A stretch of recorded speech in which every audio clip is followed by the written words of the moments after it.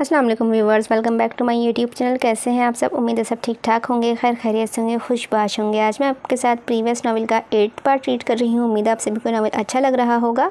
अगर आपने अभी तक प्रीवियस पार्ट नहीं रीड किए हैं या नहीं सुने हैं तो प्लीज़ पहले वो सुने ताकि आपको स्टोरी समझ आए।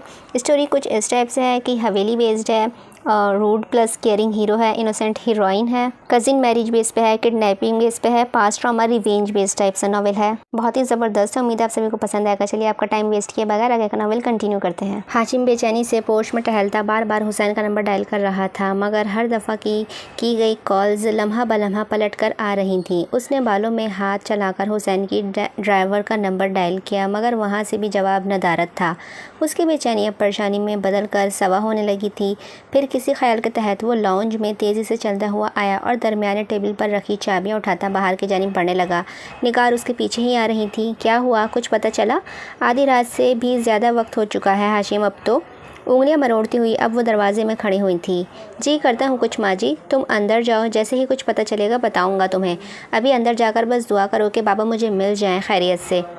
उलझ कर कहता है वो जल्दी जल्दी गाड़ी की तरफ जा रहा था। कुछ देर बाद उसकी गाड़ी सड़क पर तेज़ी के साथ दौड़ रही थी।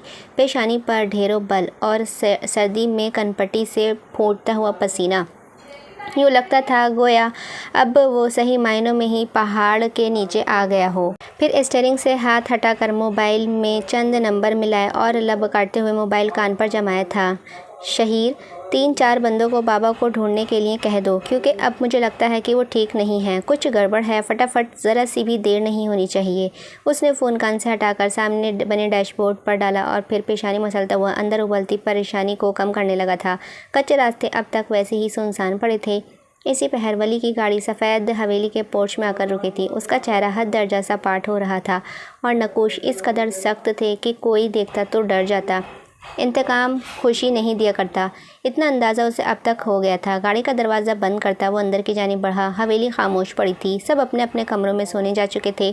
बगैर किसी तरद्दुद के उसने अपने कदम कमरे की जानिब फेरे थे और चलते चलते वो एक पल को रुक गया। जीनों के आसपास कोई दिखा था उसे। कौन हो सकता है? उसकी आंखें सिकुड़ गई थी। फिर मोहतात कदम उठाता हुआ वो जीनों के करीब आकर एक पल को ठहर गया था। कौन है? कोई जवाब ना आने के बाइस उसके आसाब एकदम ही अलर्ट हुए थे। 2 कदम मज़ीद चलकर उसने जैसे ही जी ने उसके कदम रखा तो ठिठक कर रुक गया था। शकीला, तुम रात के इस वक्त यहाँ क्या कर रही हो? शकीला उसे देखकर गोया पुरसुकून हो गई थी। मैं आपका ही इंतज़ार कर रही थी वली सरकार। 2 कदम चलकर उसके करीब आई और फिर राजदारी से उसे कुछ बताने लगी। चंद लम्हों बाद वली अपने कमरे में था। शाल को कंधे से उतार कर सोफ़े पर डाला और फिर शावर लेने वॉशरूम की जानिब बढ़ा था। जब वापसी पलटा तो बाल हस्बे आदत माथे पर गिर रहे थे और चेहरा हर किस्म के जज्बात से आरी हो रहा था। खामोश, ठंडा, सपाट। हाथ से बाल पीछे करके उसने साइड टेबल पर रखे मोबाइल में वक्त देखा और फिर कुछ सोचकर शाहनवाज़ को फ़ोन करने लगा था। 1 घंटे बाद उसे तहखाने से निकालकर बाहर सड़क पर फेंक देना और किसी को भी तुम्हारे कदमों के निशान नहीं मिलने चाहिए नवाज़। यूँ गायब हो जाना गोया कोई साया हो तुम। मुझे तुम्हें दोबारा हिदायत देने की ज़रूरत ना पड़े। चंद लम्हे आगे वाले की बात सुनी और फ़ोन कान से हटाकर साइड टेबल पर डाल दिया। एक नज़र उठाकर टिक टिक करती घड़ी पर डाली, जो गुजरते हर लम्हे हुसैन की ज़िंदगी को ख़ुद में सींच रही थी। उसने घुटन ज़दा सी रात में लॉन के जानिब खुलती खिड़की के पट खोले, मगर बाहर तारीख पड़े सब्ज़ाज़ार पर भी वैसे ही घुटन थी, अजीब सांस को रोकने वाली घुटन। हाशिम और उसके आदमी नीली सी फैलती फजर में पागलों की तरह हुसैन को तलाश कर रहे थे। गांव का हर घर सुबह सुबह ऐसी अफरा तफरी पर जाग चुका था और लोग अब अपने कच्चे घरों के दरवाज़ों से झांकते बाहर गुजरते एक रेले को देख रहे थे, जिनमें हाशिम पेश था। बिखरे बाल और बिगड़े हुलिये की परवाह किए बगैर हर घर के आगे पीछे होकर अपने आदमियों को हिदायत पर दौड़ा रहा था। पूरी रात की इन अनथक मेहनत के बाद भी हुसैन का कोई सुराग नहीं मिला था। यूँ लगता था गोया उसे या तो आसमान खा गया है या फिर ज़मीन निकल गई हो। हर तरफ से मायूसी का मुंह देखकर उसके अंदर जमा होती फ्रस्ट्रेशन की कोई हद नहीं थी। यूँ लगता था कि किसी ने उसके वजूद पर एक दरवाज़ा ज़रब लगाई हो, एक ज़ोरदार ज़रब लगाई हो, ऐसी ज़रब कि जिसके ज़ख़म से किसी पुराने बदले की बू आती हो। भागता हाशिम एकदम ही चौंका था। सारी रात उसे क्यों ख्याल ना आया कि हाँ, वही तो था उनका एक दुश्मन, एक ऐसा दुश्मन जो उनको तबाह करने की अहलियत रखता था। तो क्या वो तबाह हो चुका था? उसके अंदर कोई घंटी सी बजती गूंज रही थी। वली अहमद, अगर इस सब के पीछे तुम्हारा हाथ हुआ तो मैं तुम्हें ज़िंदगी जीने की आखिरी उम्मीद भी छीन लूँगा। वली, मैं तबाह कर दूँगा तुम्हें। गाड़ियाँ मोड़े, वहीं वापस जाना है अपने गाँव, गाड़ियाँ मोड़ो। बुलंद आवाज़ से हिदायत देता हुआ अपनी गाड़ी की जानिब भाग रहा था। उसकी पेशानी शक्ल आलूद हो गई थी और दिल बेतहाशा घबरा रहा था। उसकी 30 साल ज़िंदगी में ये उसकी पहली ऐसी बिसात थी जो उस पर अलर्ट रही थी। सब उसकी मौजूदगी और उसकी भरपूर मुलाजमीन की फ़ौज के दरमियान हुआ था। वो तो गोया उसके मुंह के अंदर हाथ डालकर हुसैन को ले गया था, इतने करीब से, उसकी नाक के नीचे से। वली अहमद गुस्से में बिगड़ते चेहरे के साथ उसने दांत पीसे थे। तुमने गलत आदमी के साथ खिलवाड़ किया है वली, तुमने बहुत गलत किया है, तुम्हें ये नहीं करना था। अब तुम देखोगे कि मैं तुम्हारे साथ क्या करता हूँ। हाँ, अब तुम देखना। मुँह ही मुँह में दांत पीसकर बड़बड़ाता हुआ वो अजीब सा लग रहा था। आगे बैठा ड्राइवर ने एक नज़र अपने बैक व्यू मिरर में देखा। उसके जिस्म पर एक पल को चूंटियाँ रेंग गई थी। हाशिम जिसका भी अंजाम तय कर रहा था वो निहायत ही भयानक होने वाला था। उसने झरझरी लेकर नज़रें सामने के शीशे पर जमाई। उतरती फजर अब उभरती सूरज में भाप बनकर फ़िज़ा तहलील हो गई थी। वो सब्ज़ाजार के पिछले हिस्से में कसरत कर रहा था। पसीने की बूंदें उसके कसरती बाजू पर फिसल कर गिर रही थीं और आंखें अब तक सपाट थीं। नीले रंग के ट्रैक सूट में मलबूस उसका बेहद फिट सरापा मज़ीद दराज लग रहा था। फिर झुक कर जूतों के तस्मे बांधता हुआ वो सीधा हुआ और फैले सब्ज़ाजार पर जॉगिंग करने लगा था। अभी इसकी वर्जिश आधी भी नहीं हुई थी कि उसका मोबाइल बज उठा। कान में लगे नाजुक से आले को उसने हल्का सा दबाया तो कॉल कनेक्ट हो गई थी। मुझे तो लगा था कि तुम रात ही राब्ता करोगे मुझे, मगर चलो खैर हो गई। बाबा कहाँ हैं वली? किसके बाबा? अनजान मत बनो, इज़्ज़त से पूछ रहा हूँ तो इज़्ज़त से जवाब दे दो। बताओ किधर हैं बाबा? दूसरी जानिब उसकी गुर्राहट से वली को गोया महसूस हुआ था। ये मुझसे क्यों पूछ रहे हो? जाओ देखो जाकर किसी तवाइफ के कोठे पर, यकीनन ऐसी ही जगहों पर पाया जाता है वो। वली, अब तुम हद से बढ़ रहे हो। हाशिम की गोया दुखती रग पर हाथ रख दिया था उसने, जिसके बायस वो बिलबिला उठा था। कौन हद से बढ़ रहा है और कौन हद में है? क्या मुझे ज़रूरत है तुम्हें ये सब बताने की? उसके चेहरे पर मुस्कुराहट थी, बर्फ़ सी मुस्कुराहट। जो पूछ रहा हूँ उस बात का जवाब दो। कहाँ है बाबा? बताओ मुझे, नहीं तो एक लम्हे में तहस नहस कर दूँगा तुम्हें मैं। Okay, come on, go had, तहस नहस कर दो मुझे हाशिम। चलो शाबाश, तबाह कर दो मुझे। यही तो करते आ रहे हो तुम एक अरसे से, और जानते हो कि आगे भी तुम यही करते रहोगे। लेकिन मैंने तुम्हारे बाप को नहीं उठाया, समझे? क्या तुम्हें लगता है कि मैं तुम्हारी इस बकवास पर यकीन करूँगा? तो मत करो यकीन। क्या मैंने तुम्हें ये कहा है कि यकीन करो? उसका चेहरा एक पल में जमसा गया था। ये तुम अच्छा नहीं कर रहे हो वली, ये तुम्हें बहुत महंगा पड़ेगा, याद रखना। सस्ते में तो कभी मैं निपटा भी नहीं हूँ हाशिम। आइंदा मुझे इस बकवास के लिए फ़ोन मत करना। अपने बाप को ढूंढो जाकर, ज़्यादा मेरा दिमाग ना ख़राब करो। सर झटक कर कॉल काटी थी, फिर कुछ सोच कर नवाज़ को कॉल लगाई थी। क्या वो ज़िंदा है? जी सरकार, ज़िंदा है। गुड, ज़िंदा ही रहना चाहिए उसे। मौत अगर उसके करीब भी भटकी तो तुम्हारी खैर नहीं होगी। कान से आले निकाल कर उसने कुर्सी पर पड़े तौलिए से गर्दन खुश्क की और फिर मोबाइल सामने मेज़ पर डालता हुआ कुर्सी पर बैठा था। जॉगिंग करने के बायस सांस अब तक फूला हुआ था और चेहरे की रंगत मुतगीर थी। दूर सोचती निगाहों को सुकेड़ कर वो एक रात पहले गुजरे मंजर को सोच रहा था। उसने हुसैन को मौत नहीं दी थी, उसने उसे ज़िंदगी दी थी, क्योंकि जब उसने मरना चाहा था तो उसने उसे ज़िंदगी का हुक्म सुनाया था। कल जब उसने मौत तलब की होगी तो उसने भी उसे ज़िंदगी दी थी, एक तवील ना ख़त्म होने वाली, थका देने वाली ज़िंदगी। उसने कुत्ते को एक ख़ास ज़ाविये पर बांधा था, ऐसे कि वो हुसैन को जिस्म के करीब तक तो पहुँच सकता था मगर उसे आगे बढ़कर काट नहीं सकता था। उसने उसको सिर्फ मौत की हद तक खौफज़दा करने के लिए बांधा था। उसकी तबाही के असल वजह तो कुछ और थी। गैर मरे नुक्ते से निगाह हटाकर उसने सामने रखा मोबाइल उठाया और फिर चंद नंबर डायल करने के बाद फ़ोन कान से लगा लिया था। काम हो गया था मोहसिन? जी सर, काम हो गया था। तुम्हें यकीन है कि कोई दाव इस पर अंदाज़ नहीं होगी, कोई दवाई उस पर सरअंदाज नहीं होगी? अरे सर, क्या मोहसिन पर भरोसा नहीं है आपको? है भरोसा। अच्छा, अब कुछ दिनों के लिए मंजर से गायब हो जाओ, नज़र ना आना मुझे अब तुम कुछ दिनों तक। ख्याल रखना वली सर। वो जो फ़ोन रखने ही लगा था एकदम ही रुक गया। हाँ कहो। आप भी अपना ख्याल रखिएगा सर, हाशिम बहुत ही ख़तरनाक आदमी है। ठीक, रखता हूँ अब। कोई भी तसल्ली बख्श जवाब दिए बगैर ही फ़ोन कान से हटाया और फिर उठकर मोबाइल हाथ में लिए सब्ज़ा ज़ार से दूसरे हिस्से की जानिब बढ़ने लगा था, जिसका अंजाम मौत हो ना। मोहसिन उसे कोई चीज़ नहीं डराया करती। वली अपनी कब्र को खोद कर उस सफ़र पर निकला था, और जब कोई कब्र खोद दी जाती है तो उसमें मुर्दा दफनाना ही होता है। हाँ, बिल्कुल ऐसा ही करना होता है। शावर लेने के बाद वो जैसे ही चाय पिया और मोबाइल लेकर कमरे से बाहर निकला तो ज़मान को परेशानी के साथ यहाँ वहाँ टहलते पाया था। उसने गहरा सांस लिए आगाज़ हो चुका था। लाउंज में सिर्फ अभी जान बैठी थी। अमीना और शाज़िया बहुत ही हंगामी सूरत हाल में ड्राइवर के साथ अपने घर गई थी, और जब से ये खबर सफ़ेद हवेली में फैली थी कि हुसैन कल रात से गायब हैं, तब से एक अजीब सी बेचैनी की लहर हर वजूद में महसूस की जा सकती थी। उसने आगे बढ़कर ज़मान को कंधों से थामा और तसल्ली बख्श निगाहों से उसका शफीक चेहरा देखा था, जो इस वक्त परेशानी के बायस मुतग़य्यर हो रहा था। सरदार बाबा, मैंने कहा ना आपसे कि सब ठीक हो जाएगा। मैं लगाता हूँ कुछ बंदों को काम पर। 1 घंटे में ढूंढ लेंगे हुसैन सरकार को, आप फ़िक्र मत करें। लेकिन हाशिम भी तो रात भर से ढूंढ रहा है ना वली, उसे क्यों अब तक बाहजी का पता नहीं मिला? आप मुझ पर भरोसा रखें सरदार बाबा, मैं करता हूँ कुछ।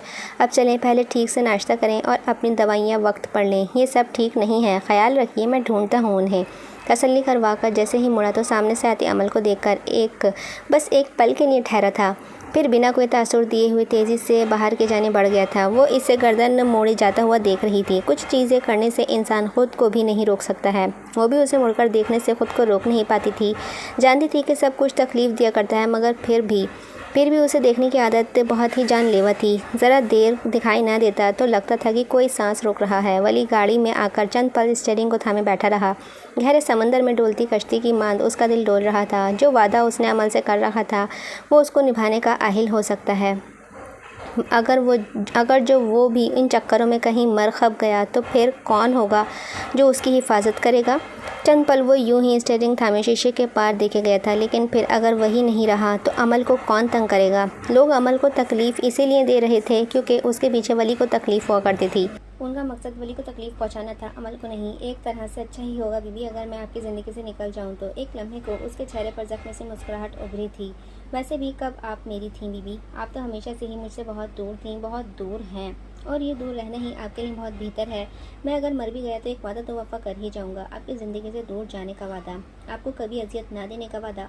चेहरा फेर कर सफ़ेद हवेली के कदावर गेट की जानिब देखा था। जानता हूँ कि आप अब तक मेरी राह देख रही होंगी। जानता हूँ आपको बहुत अच्छे से, इतने अच्छे से जानता हूँ आपको खुद भी नहीं जानती।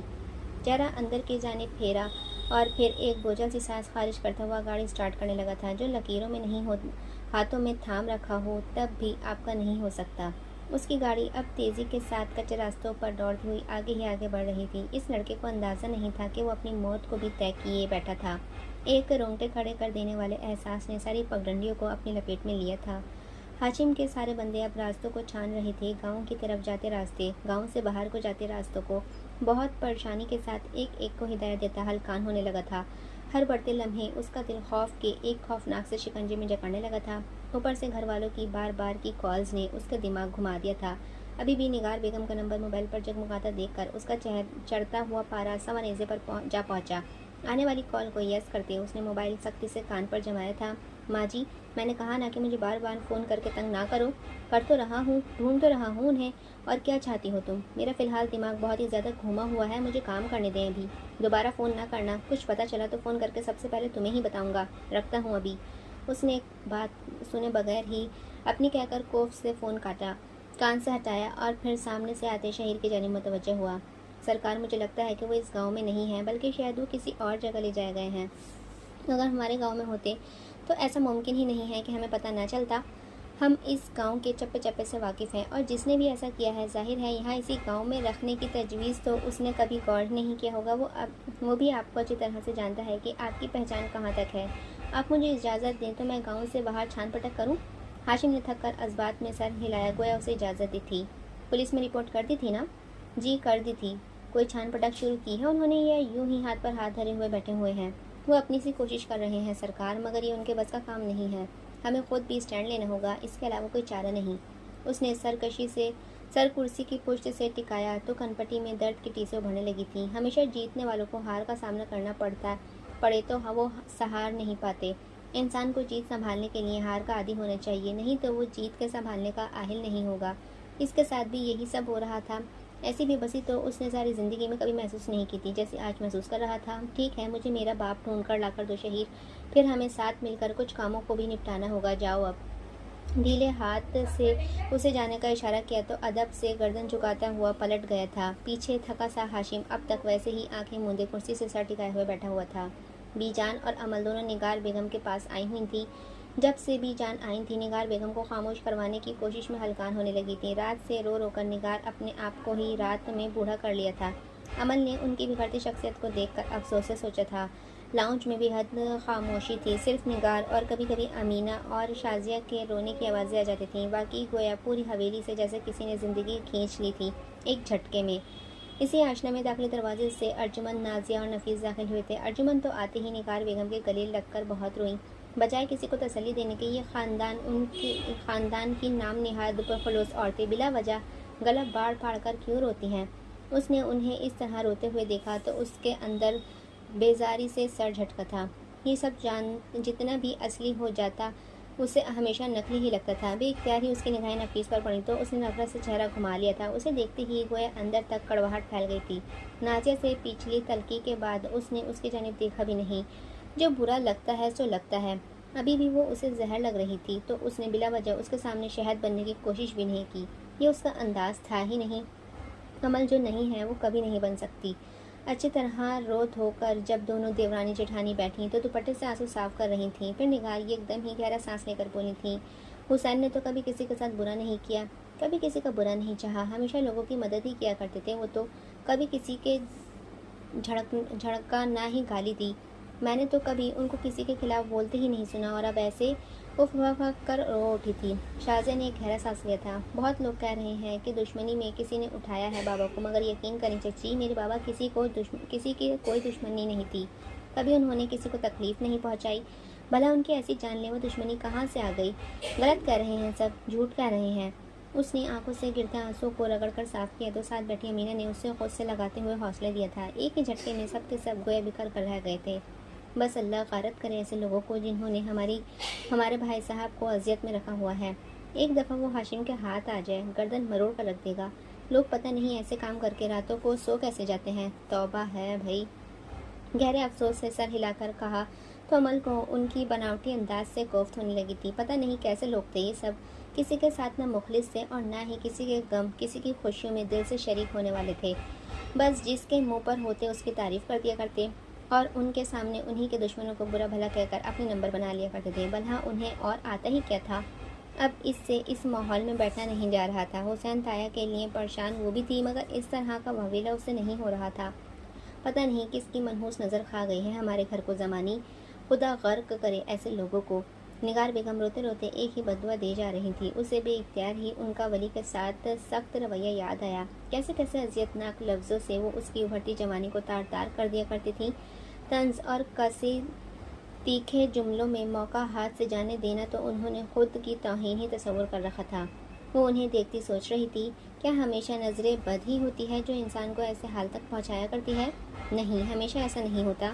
یہ تو ہمارے اعمال ہوتے ہیں جو ہمیں گہری تاریک جہنم میں دھکیل دیتے ہیں۔ یہ ہم ہی ہوتے ہیں جو خود کے دشمن ہوتے ہیں۔ ابھی اگر وہ انہیں کہے کہ اپنے اعمال سے توبہ کریں اور اللہ کی جانب رجوع کریں تو شاید کوئی راہ نکل آئے، مگر ایسا کہہ کر اس نے خود کا یہاں تماشا نہیں بنوانا تھا، کیونکہ یہ لوگ انگلیاں اٹھانے والے تھے۔ خود کے جانب پلٹ کر آئی انگلیوں کو دیکھنے ان کے لیے بہت مشکل تھا۔ گہرا سانس لے کر وہ جم کر بیٹھی رہی۔ اللہ بس حفاظت کرے میرے بابا کی۔ میرے بابا کبھی کسی کو تکلیف نہیں پہنچائی، وہ کبھی کسی کو تکلیف نہیں دیا کرتے تھے، وہ بہت ہی اچھے انسان تھے۔ امینہ بھی ایک دم سے رو پڑی تو اس نے ترحم سے ان کی حالاتوں کو دیکھا تھا۔ کچھ تو تھا جو یوں پلٹ آیا تھا۔ اسی وقت محسن نے قبرستان کا دروازہ پار کیا تھا۔ سورج اب اس کے سر پر چڑھتا ہوا محسوس ہو رہا تھا۔ اس نے ایک دستی بیگ کندھے پر ڈال رکھا تھا اور سر کی کیپ ذرا آگے چہرے پر جھکا رکھی تھی۔ قبرستان کی کچی زمین پر قدم قدم چلتا ہوا سوکھے پتوں کو چرمراتا ہوا آگے بڑھ رہا تھا، پھر 3 قبروں کے عین سامنے رک سا گیا تھا۔ ان 3 قبروں پر ایک بڑا گہنا سا درخت تھا جس کے گہرا سایہ ہر لمحے دھوپ کی جھلستی تمازت ان قبروں کو ڈھانپے رکھتا تھا۔ وہ تھوک نکل کر گھٹنوں کے بل ان قبروں کے سامنے بیٹھا۔ وہ ظالم لوگ تھے بابا، میں نے ان میں سے ایک دیوار کو گرا دیا ہے۔ میں آپ کو، ماں کو اور بھائی کو مزید اپنے خوابوں میں تڑپتا ہوا نہیں دیکھ سکتا بابا۔ مجھے نہیں پتا میں نے گناہ کیا ہے یا یہ سب کر کے ثواب کمایا ہے، مگر میں نے وہ کیا ہے جو مجھے ٹھیک لگا تھا بابا۔ میں نے بھی ان کو اسی عذاب سے گزارا ہے جس سے پچھلے کئی سالوں سے میں گزرتا آ رہا تھا۔ نوعمر سا جاذب نظر لڑکا سر جھکائے بڑبڑا رہا تھا۔ شاید اس کی آنکھوں میں گلابی سی نمی بھی تھی۔ ہاتھوں نے سختی سے دستی بیگ کو تھام رکھا تھا اور نظریں قبروں کی کچی مٹی پر جمی ہوئی تھی۔ میرے بابا نے کبھی کسی کے ساتھ کوئی ظلم نہیں کیا ارجمن چچی، کسی کو بہت بڑی غلط فہمی ہوئی ہے، امینہ نے کہہ کر چہرہ آنسو صاف کرنے کو چہرہ جھکایا تو اسی پل محسن نے اپنا جھکا ہوا سر اٹھایا تھا۔ انہوں نے میرے خاندان کے ساتھ بہت بڑا ظلم کیا تھا بابا، میں انہیں ایسے معاف نہیں کر سکتا تھا۔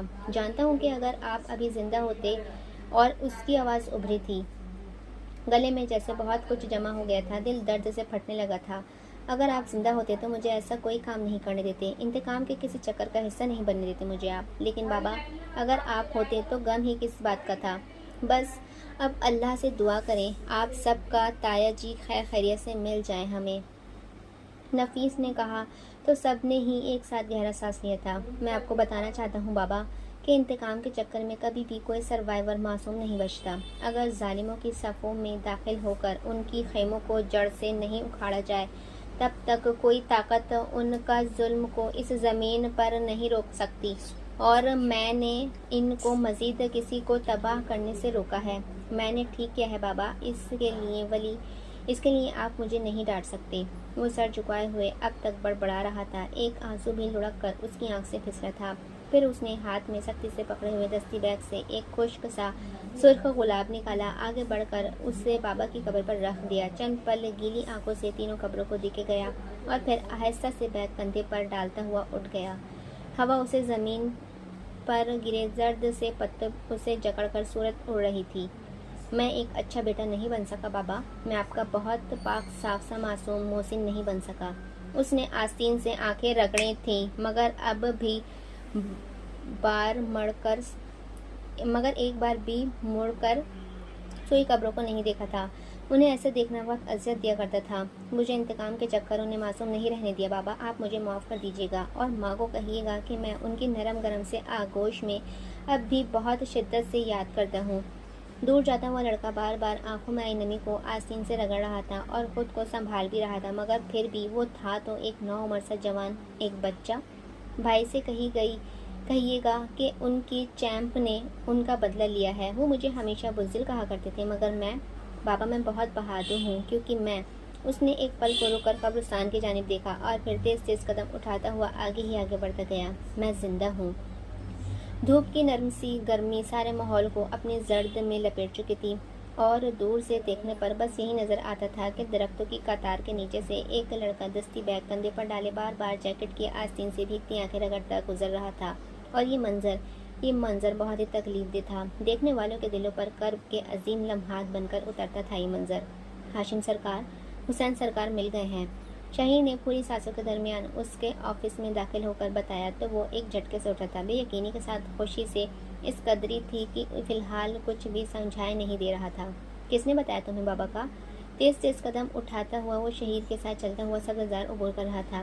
ابھی مراد کا فون آیا ہے میرے پاس، حسین سرکار مل گئے ہیں اور وہ انہیں ابھی ہسپتال لے کر جا رہے ہیں کیونکہ ان کی حالت ٹھیک نہیں لگ رہی تھی۔ تیزی سے چلتا ہوا ہاشم گویا ایک سیکنڈ کو پتھر کا ہو گیا تھا۔ شہیر جو اس سے آگے نکل گیا تھا اس کے رکنے پر رک کر اسے دیکھا۔ کیا ہوا ہے بابا کو؟ سرکار مجھے نہیں پتا اس بارے میں کچھ بھی، ابھی ہم شہر کے اسپتال جا کر دیکھیں گے تبھی سارے صورتحال کا اندازہ ہوگا۔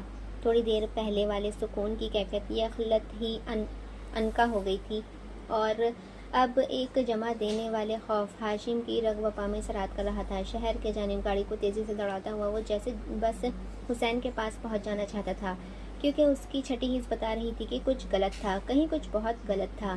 پگ ڈنڈیوں پر پھیلا خوف کا آسیب اب کے آہستہ آہستہ شام کی سیاہی میں ڈھلنے لگا تھا۔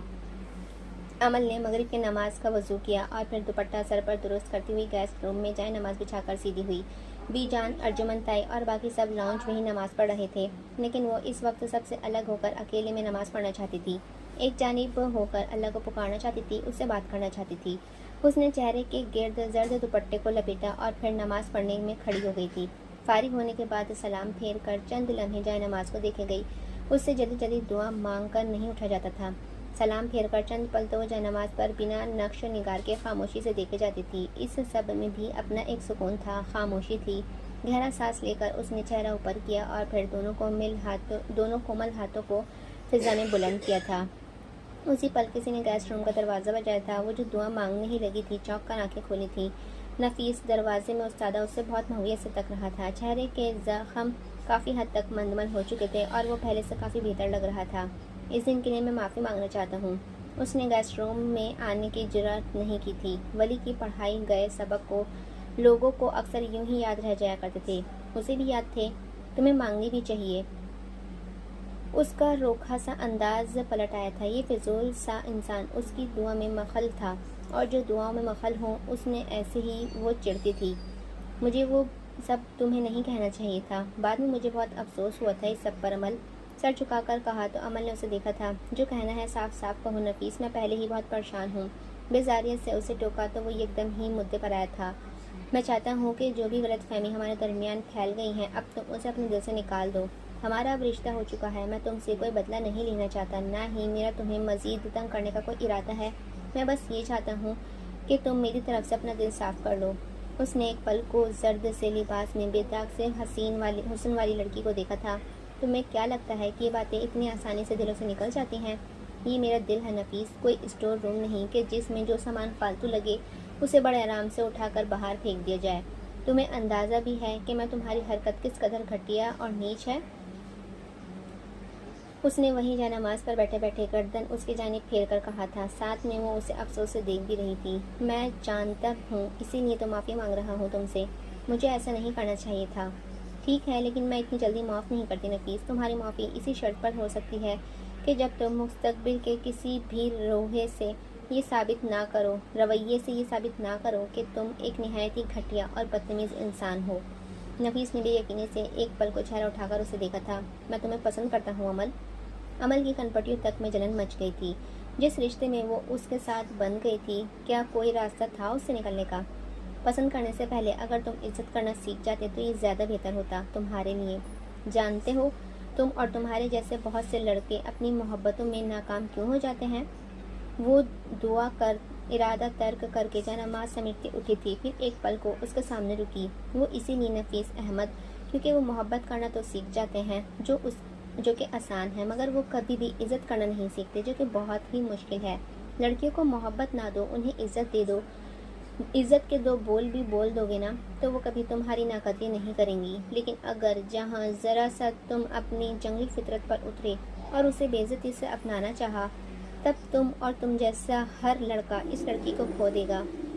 عزت کرنا سیکھو۔ محبت عزت کے ساتھ بندھی بوٹی ہے کہ جس کا ذائقہ عزت کے ساتھ ہی آتا ہے، اور اگر صرف محبت کو لے کر تم اس کے دل پر حکمرانی کرنا چاہو گے تو بھول ہے یہ تمہاری، وہ تمہیں کبھی نہیں ملے گی۔ جسے مل بھی جائے مگر روح تک تمہاری رسائی عمر بھر ناممکن ہی رہے گی۔ اس نے جائنماز ایک صوفے پر ڈال کر دوپٹے کی تہہ چہرے کے گرد سے کھولتی باہر کی جانب بڑھ گئی تھی۔ دروازے کے وسط میں استادہ نفیس نے گہرے سانس لے کر چہرہ جھکایا تھا۔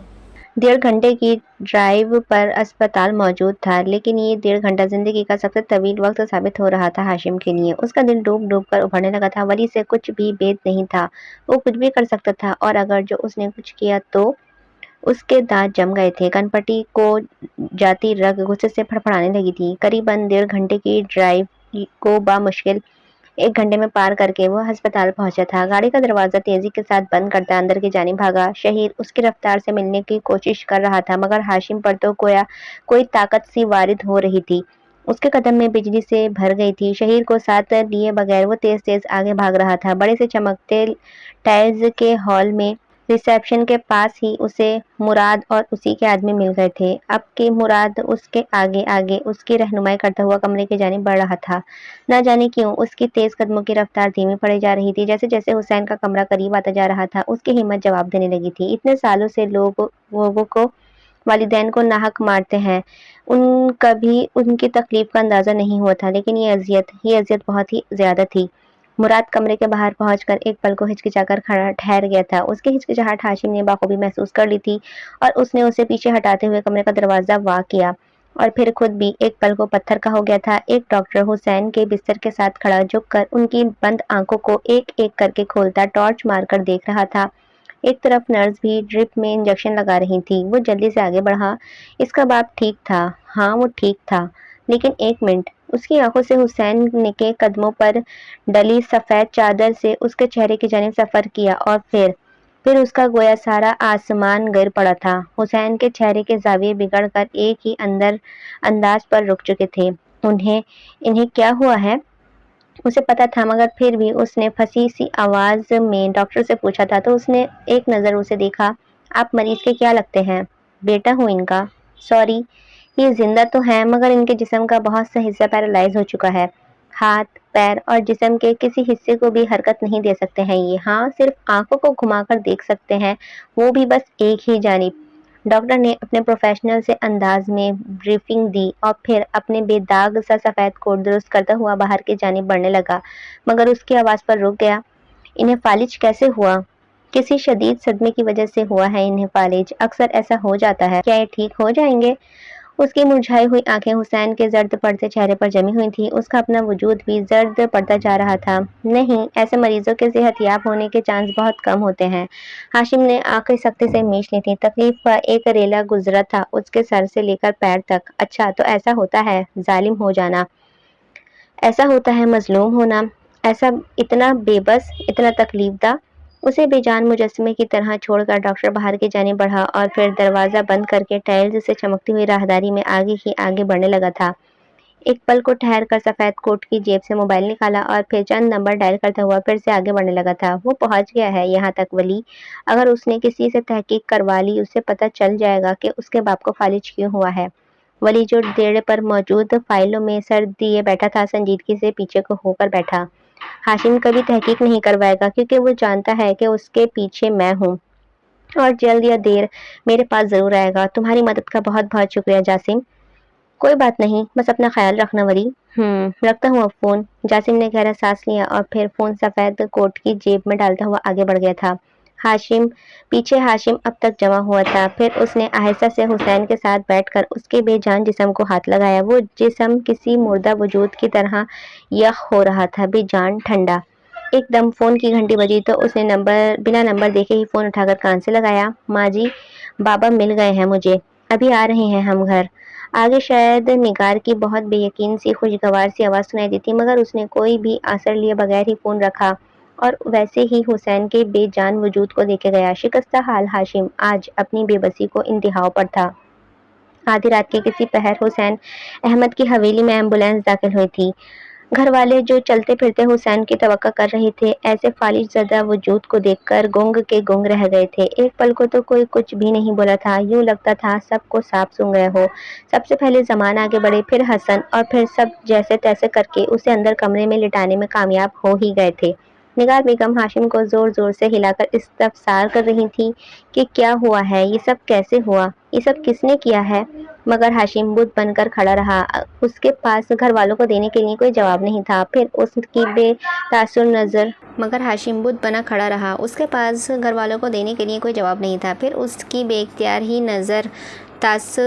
نظروں سے عمل کی طرف سفر کیا تو آنکھوں میں ایک پل کو شعلوں سے لپکے تھے۔ عمل نے اس کے ایسے دیکھنے پر گھبرا کر اپنا سراپا پھیر لیا تھا۔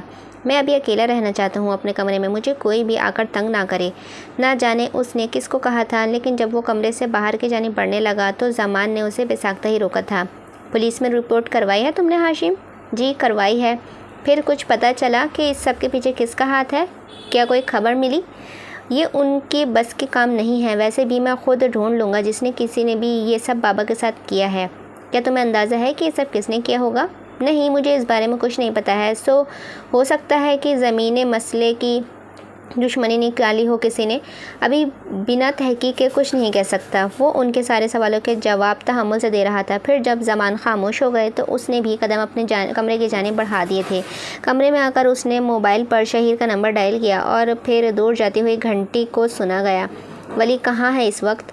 اور اس کی آواز میں ایسی سرسراہٹ تھی کہ جس نے انسانی ریڑھ سنسنا اٹھی تھی۔ سیاہ رات میں ایک بار پھر سے گھٹن پھیلنے لگی تھی اور شاید وہ کوئی بو بھی تھی جو فضا میں تحلیل ہو کر نتنوں میں گھس رہی تھی۔ کیا میں تمہیں بتاؤں کہ وہ کس چیز کی بو تھی؟ وہ بو کافور کی تھی۔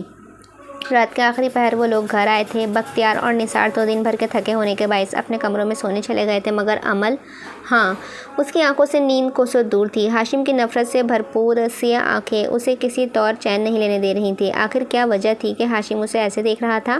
ایک بار پھر سے اسے یاد آیا تو اس نے جھرجھری لی تھی۔ عجیب سی لہریں اس کے جسم میں گردش کرنے لگی تھیں۔ بی جان اور زمان اپنے کمرے کی جانب بڑھے تو اس نے بھی اپنے قدم زینوں کی جانب پھیر لیے تھے۔ ایک قدم ابھی ٹھنڈے زینے پر ہی رکھا تھا کہ بے اختیار ہی پلٹ کر ولی کے کمرے کے بند دروازے کو دیکھا تھا۔ کیا وہ اپنے کمرے میں تھا؟ اس کے قدم خود بخود ہی اس کے کمرے کی جانب مڑ گئے تھے۔ دروازے کے قریب پہنچ کر اس نے ہلکا سا دروازہ بجایا، مگر جواب ندارت تھا۔ وہ ایک پل کو ٹھہر گئی، پھر آہستہ سے دروازہ کھولا، مگر صاف ستھرا کمرہ انتہائی خاموش لگ رہا تھا۔ رات کے اس وقت کہاں ہے وہ؟ اس نے اچنبے سے دیوار پر ٹک ٹک کرتی ہوئی گھڑی کو دیکھا اور پھر ایک دم ہی پریشان ہوتے دل کے ساتھ باہر کی جانب بڑھ آئی۔ رات کے اس وقت وہ کہاں تھا؟ دھڑکتے دل کے ساتھ زینوں پر چڑھتی وہ اب مسلسل اس کے بارے میں ہی سوچے جا رہی تھی۔ دوسری جانب زمان اپنے کمرے میں راکنگ چیئر پر جھولتے کسی گہری سوچ میں ڈوبے ہوئے تھے۔ بی جان نے انہیں گرم دودھ کے ساتھ دوائیاں لا کر دیں تو انہوں نے گہرا سانس لے کر دوائیاں تھام لی تھیں۔ زمانی ان کے سامنے رکھے صوفے پر جا بیٹھی تھی۔ یہ تو طے ہے کہ آج کسی کو بھی نیند نہیں آنی تھی۔ کیا سوچ رہے ہیں زمان؟ ان کے ایسے پوچھنے پر انہوں نے نظریں کھڑکی سے باہر نظر آتے تاریک آسمان کی جانب پھیری تھیں۔ سوچ رہا ہوں زمانے کے قدرت کے چکر بھی کتنے عجیب ہوتے ہیں۔ انسان کیا سوچ رہا ہوتا ہے اور قدرت کیا سوچ رہی ہوتی ہے۔ ہمارے منصوبہ بندی اور قدرت کی منصوبہ بندی میں کس قدر فرق ہوتا ہے نا زمانی۔ جن مظالم کو کرتے بھاجی نے کبھی اپنے زوال تک کا نہ سوچا، آج وہ زوال بنا بتائے ہی ان پر وارد ہو گئے اور ہم میں سے کوئی بھی کچھ نہیں کر سکا۔ ہم جیسے با اثر لوگ بھی کچھ نہیں کر سکے زمانی۔ قدرت جو طے کرتی ہے وہی ہو کر رہتا ہے۔ بس سوچ رہا ہوں کہ کبھی بھیانک ظلم کا بدلہ جو یوں پلٹ آیا ہے اتنی تکلیف اور اذیت کے ساتھ۔ وہ بولتے بولتے تھکنے لگے تو ایک دم ہی خاموش ہو گئے۔ زمانی نے بھی اختیاری گہرا سانس لیا تھا۔ انسان بھول جاتا ہے زمان، اللہ نہیں بھولتا۔ اب کے زمان نے گہرا سانس لیا تھا۔ بے شک وہ نہیں بھولتا، کبھی نہیں بھولتا۔ جانتی ہو ہمارے بابا ہمیں ہمیشہ نصیحت کیا کرتے تھے کہ ظلم سے خود کو ہمیشہ بچا کر رکھنا، کیونکہ باقی تمام گناہ معاف ہو جاتے ہیں، مگر کسی انسان کی ذات پر کیے گئے بے جا ظلم بڑی تباہیوں کے بغیر نہیں ٹلتے۔ آج دیکھو ہم کتنی بڑی تباہی سے دو چار ہو گئے ہیں زمانی۔ سب پلٹ آیا ہے، کچھ بھی نہ بچا۔ لوگ پتہ نہیں خود کو خدا کیوں بنا لیتے ہیں، حالانکہ خدا تو بس ایک ہی ہے، اس ساری چلتی کائنات کا بادشاہ۔ اللہ کیوں نہ جانے یہ اس کے مقابلے پر آتے ایک پل کو نہیں سوچتے کہ انسان اور اللہ کا کوئی مقابلہ نہیں ہے۔ جو بھی اس سے مقابلے پر آیا ہے تباہی ہوا ہے، اور جس نے اس کے آگے گردن جھکا دی وہ سرخرو ہو گیا۔ آج میرا بوجھ تلے دبا دل چاہ رہا ہے کہ میں دنیا کو چیخ چیخ کر بتاؤں کہ خدارا کسی پر ظلم نہیں کرے، کیونکہ یہ کسی اور پر نہیں اپنی ذات پر کیا گیا ظلم ہے، اور ظلم وہ ایک پل کو خاموش ہوئے تھے۔ ظلم پلٹ کر ضرور آیا کرتا ہے۔ ان کا دکھ زمانی کو مزید دکھ میں مبتلا کر رہا تھا۔ سیاہ رات میں زمان کے خاموش ہوتے ہی ایک بار پھر سے خاموشی پھیل گئی تھی۔ اوپر اپنے کمرے میں بیٹھی امل، ہاتھ کی ہتھیلیوں پر ایک عجیب قسم کا گہرا جامنی سا داغ تھا جو بڑھتا ہی جا رہا تھا۔ وہ اس داغ کو دیکھ کر خوفزدہ ہوتی تھی، کیونکہ یہ داغ اکثر کسی اپنے کی موت کی چند لمحات پہلے ہی اس کی ہتھیلی پر ابھرا کرتا تھا۔ وہ جیسے ہی وہ بندہ مرتا تھا اس کا داغ غائب ہو جاتا تھا۔ اس کی ہتھیلی پر ایک سکے جتنا جامنی سا داغ پھیلا ہوا تھا، اور وہ آنکھیں خوف سے پھیلائے ہوئے اس داغ کو دیکھ رہی تھی۔ کیا کوئی مرنے والا تھا؟ اور جیسے ہی اسے یہ خیال آیا اس کے رگوں میں دوڑتا ہوا لہو جمنے لگا تھا۔ اس نے اپنے آفس کا دروازہ بند کیا اور پھر کندھے پر ڈالی شال کو ہاتھ سے درست کرتے ہوئے باہر کی جانب بڑھا۔ سبزہ زار پر روشن بتیوں میں اس کا سفید بے داغ لباس ایک پل کو نظر آیا تھا۔ کندھے پر ڈالی گئی کتھئی شال ایک جانب لڑک کر جھول رہی تھی اور دوسرا حصہ کندھے پر ہی ڈالا تھا۔ اس نے جیسے ہی قدم آگے بڑھائے تو ٹھٹک کر رک گیا۔ ہاشم کے عین سامنے کھڑا تھا، بالکل سامنے۔ ہاشم اس کے عین سامنے کھڑا تھا، بالکل سامنے۔ ہوا اسے اس کے ماتھے پر گرے بال اڑا رہے تھے اور وہ ہاشم کے کندھوں پر گرتے بال۔ کیا ایک دفعہ بھی وہ سب کرتے تمہیں رحم نہیں آیا ولی؟ وہ باپ تھا تمہارا، مطلب اسے بھی پتہ ہے۔ اس سے فیصلے پر کھڑا لڑکا زخمی سا مسکرایا تھا۔ نہیں ہاشم، مجھے اس پر بالکل بھی رحم نہیں آیا، جیسے اسے مجھ پر کئی سال پہلے رحم نہیں آیا تھا۔ وہ باپ تھا تمہارا۔ ہاشم دہاڑا تھا، اب کہ اس کے چہرے پر جمی مسکراہٹ غائب ہو گئی تھی۔ جمع دینے والے تاثرات نے اس کے چہروں کا احاطہ کر رکھا تھا۔ میں اسے اپنا باپ نہیں مانتا، کیونکہ باپ ایسا ہرگز بھی نہیں ہوتا۔ اس نے باپ ہونے کا کوئی حق کبھی ادا ہی نہیں کیا ہاشم، وہ صرف تمہارا باپ ہے، صرف تمہارا۔ ہاشم چند پل اسے دیکھتا رہا، پھر پیچھے بندے ہاتھوں کو سامنے کیا تو ولی کو سبزہ زار پر روشن بتیوں میں چمکتی ہوئی ریوالور نظر آئی۔ اس نے اسی سکون سے اس کا چہرہ دیکھا تھا۔ تو آج وہی بیٹا اپنے باپ کا بدلہ لینے آیا ہے ولی تم سے، کیا مار دو گے جان سے؟ اس نے آرام سے پوچھا تھا۔ ہاشم نے اس پر تنا ہاتھ مزید تانا اور خون آشام نظروں سے اسے دیکھا تھا۔ بالکل، کیا تمہیں لگتا ہے کہ میں اسے کسی کم پر راضی ہوں گا؟ اس کی کنپٹی پر جمی پسینے کی بوندیں بہہ کر اس کے گردن پر لڑک رہی تھیں۔ دیکھتے دیکھتے ہی اس کا سارا جسم پسینے میں نہا سا گیا تھا، مگر ولی ویسے ہی کھڑا رہا تھا۔ اس نے کسی قسم کی بچاؤ کی کوشش نہیں کی تھی۔ کئی سالوں بعد بھی وہ دونوں آج بھی اسی دائرے میں قید تھے، اسی موت اور زندگی کے دائرے میں، اور آج کسی ایک کو مر جانا تھا۔ ہاں، یہ چکر اسی طرح ختم ہونا تھا، اور یہ اسی طرح ختم ہو سکتا تھا۔ میں نفرت کرتا ہوں تم سے ولی احمد، بہت نفرت کرتا ہوں میں تم سے۔ اس نے ٹریگر دبایا تو ایک گولی ہوا میں تیرتی ہوئی آئی اور ولی کے کاندھے میں پیوست ہو گئی تھی۔ خون کے چیٹھے دور تک اڑے تھے، اس کا وجود جھٹکا کھا کر پیچھے کو لڑکا تھا۔ کہانی اپنے اختتام کو پہنچ رہی تھی۔ مسجد کے باہر پھینکا گیا بچہ آج مرنے والا تھا۔ کیا کسی کی زندگی اور موت کے درمیان اتنا فاصلہ ہوگا جتنا ولی کی زندگی اور موت کے درمیان تھا؟ ایک اور گولی فضا میں تیرتی اس تک آئی، مگر تکلیف کے باعث گھٹنوں کے بل بیٹھنے کی وجہ سے وہ گولی اسے چھو کر گزر گئی۔ لیکن شاید ابھی ہاشم کا انتقام پورا نہیں ہوا تھا۔ اس نے ایک اور گولی چلائی اور وہ گولی ولی کے پیٹ کو چیرتی اندر جا گھسی۔ رگوں میں گویا جلن کا احساس برپا تھا، ایک نہ ختم ہونے والی جلن کا احساس۔ ابھی وہ تیسری گولی اس کے دل پر مارنے کا ارادہ رکھتا تھا کہ کسی کی گاڑی ڈیرے کے باہر رکی تو وہ سر پٹ باہر کی جانب دوڑا تھا، اپنی گاڑی کا دروازہ کھولا اور کانپتے وجود کے ساتھ گاڑی میں بیٹھتے ہی گاڑی بھگا لے گیا۔ ولی زمین پر گرا درد سے کر رہا تھا، خون ابل کر اس کے سفید لباس کو داغدار کر گیا تھا۔ اچھا، تو یہ انجام تھا اس کی کہانی کا۔ ٹھیک ہوا اس کے ساتھ، یہی تو انجام تھا جو اس نے سوچ رکھا تھا۔ تکلیف سے اس کی آنکھیں بند ہونے لگی تھیں۔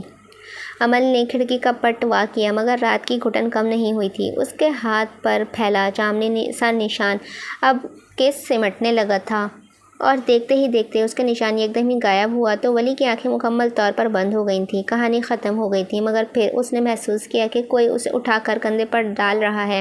کوئی تھا جو اسے لے کر دوڑ رہا تھا۔ اس کی بند آنکھوں نے اس شخص کو دیکھنے کی کوشش کی، مگر اس کا چہرہ سمجھ نہیں آیا تھا۔ پھر اس نے اسٹریچر ٹھنڈے فرش پر گھسیٹے جانے کی آواز سنی۔ اسپتال کی ٹھنڈی راہداری میں کسی کی تیز قدموں کی آواز، ڈاکٹر اس کے آس پاس کھڑے بھنبھناہٹ میں بات کر رہے تھے، پھر سفید چادر جھٹکے سے جھٹک کر چہرے پر ڈالنے کی آواز، پھر کسی کے مردہ وجود پر سے تمام روشنیاں بند کر دینے کی آواز، پھر سرد سے مردہ خانے میں مردوں کے درمیان اسٹریچر لا کر رکھنے کی آواز۔ اور اگر آپ کو ولی کبھی نہ ملے تو سمجھ لیجیے گا کہ وہ کسی سرد مردہ خانے میں ہوگا۔ کیا مطلب؟ اصغر کی گاڑی ڈیرے کی جانب بڑھ رہی تھی۔ ابھی وہ ڈیرے سے کچھ ہی فاصلے پر تھا کہ اسے گن فائر ہونے کی آواز آئی تھی، ایک انتہائی بھیانک سی آواز جو رات کی تاریکی کو چیرتی ہوئی اس کے سماعت میں اتری تو اس کی پیشانی پر بل پڑے تھے۔ گاڑی تیزی سے ڈیرے کے آگے روکی تو ٹائر چرچرا اٹھے تھے، اور ابھی وہ گاڑی کا دروازہ تیزی کے ساتھ کھولتا باہر کی جانب بھاگا ہی تھا کہ لڑکھڑاتا ہوا ہاشم باہر نکلا، اور ایک سیکنڈ کی بھی دیر کیے بغیر ہی گاڑی میں بیٹھ کر گاڑی بھگا لے گیا تھا۔ اس کا انداز اصغر کو بری طرح چکا گیا تھا۔ ہاشم، وہ بھی رات کے اس پہر، ولی کے ڈیرے پر؟ ولی کی اس سے آدھے گھنٹے پہلے ہی بات ہوئی تھی، اور طے یہی پایا تھا کہ وہ اسے راستے سے اپنے ساتھ گھر لیتا جائے، کیونکہ آج کی رات وہ کم از کم حویلی نہیں جانا چاہتا تھا۔ اس سے آگے کچھ سوچنے کا موقع اسے ملا ہی نہیں تھا۔ رات کی خاموشی میں کسی کی کرراہ سنائی دی تو وہ ڈیرے کا دروازہ کھولتا اندر دوڑا تھا۔ اندر بھاگتے اسے اندازہ نہیں تھا کہ وہ اپنی زندگی کا انتہائی تکلیف دہ منظر دیکھنے والا تھا، ایک ایسا منظر جس سے اس کے سارے وجود پر پورا گلیشیئر پگھل کر گرا تھا۔ سبزہ زار پر وہ سفید سے سرخ لباس میں اوندھے منہ گرا ولی ہی تھا جو ہولے ہولے تکلیف کے باعث کر رہا تھا۔ ولی! اس کے لب سے بے آواز ہلے تھے، دل میں کوئی کانچ سا گھپا تھا۔ ایک لمحے کی بھی دیری کیے بغیر ہی وہ اس کے پاس بھاگتا آیا تھا، دونوں کندھوں سے تھام کر اسے سیدھا کیا تو اس کے اپنے ہاتھ بھی ولی کے خون سے سرخ ہو گئے تھے۔ ولی کی آنکھیں تکلیف کے باعث بند ہوتی جا رہی تھیں۔ ولی آنکھیں کھولو ولی! اس کا چہرہ دونوں ہاتھوں سے تھپ تھپا کر اس نے اسے جگائے رکھنے کی کوشش کی تو تکلیف سے کانپتے ولی نے نیم بے ہوشی کسی کیفیت میں سر ہلایا تھا۔ یہ خون، خدایا اتنا خون، وہ کیا کرے، یا اللہ وہ کیا کرے۔ اس نے بٹن والی شرٹ جلدی سے اتار کر ولی کی پیٹ پر آئے گھاؤ پر باندھی اور پھر آنن فانن ہی کچھ بھی سوچے بغیر اسے اپنے کندھے پر لاد لیا تھا۔ اس کے پاس زیادہ وقت نہیں تھا، اگر وہ 1 گھنٹے میں اسپتال نہ پہنچا تو ولی کو بچانا بہت ہی مشکل تھا۔ خون زیادہ بہہ جانے کی صورت میں پھر کوئی کچھ بھی نہیں کر سکتا تھا۔ اس نے اسے گاڑی کے پچھلے حصے میں لٹایا اور پھر جتنی تیزی سے کچی سڑک پر وہ گاڑی دوڑا سکتا تھا اس نے دوڑائی۔ پریشانی سے ایک آدھ بار کراہتے ولی کو بھی دیکھ لیتا تھا، جس کی بند آنکھوں کے پار بہت سے آنسو چمک رہے تھے۔ اس نے ایک ہاتھ زور سے اسٹیئرنگ پر مارا اور پھر کار کی رفتار اس قدر بڑھا دی کہ جتنی بڑھائی جا سکتی تھی۔ 1.5 گھنٹے کے فاصلے کو اس نے آدھے گھنٹے میں پار کر لیا تھا۔ ہسپتال کے باہر پہنچ کر اس نے جلدی سے گاڑی کی پچھلا دروازہ کھولا اور ولی کو اپنے کندھے پر ڈالتا ہوا ہسپتال کے اندر دوڑا تھا۔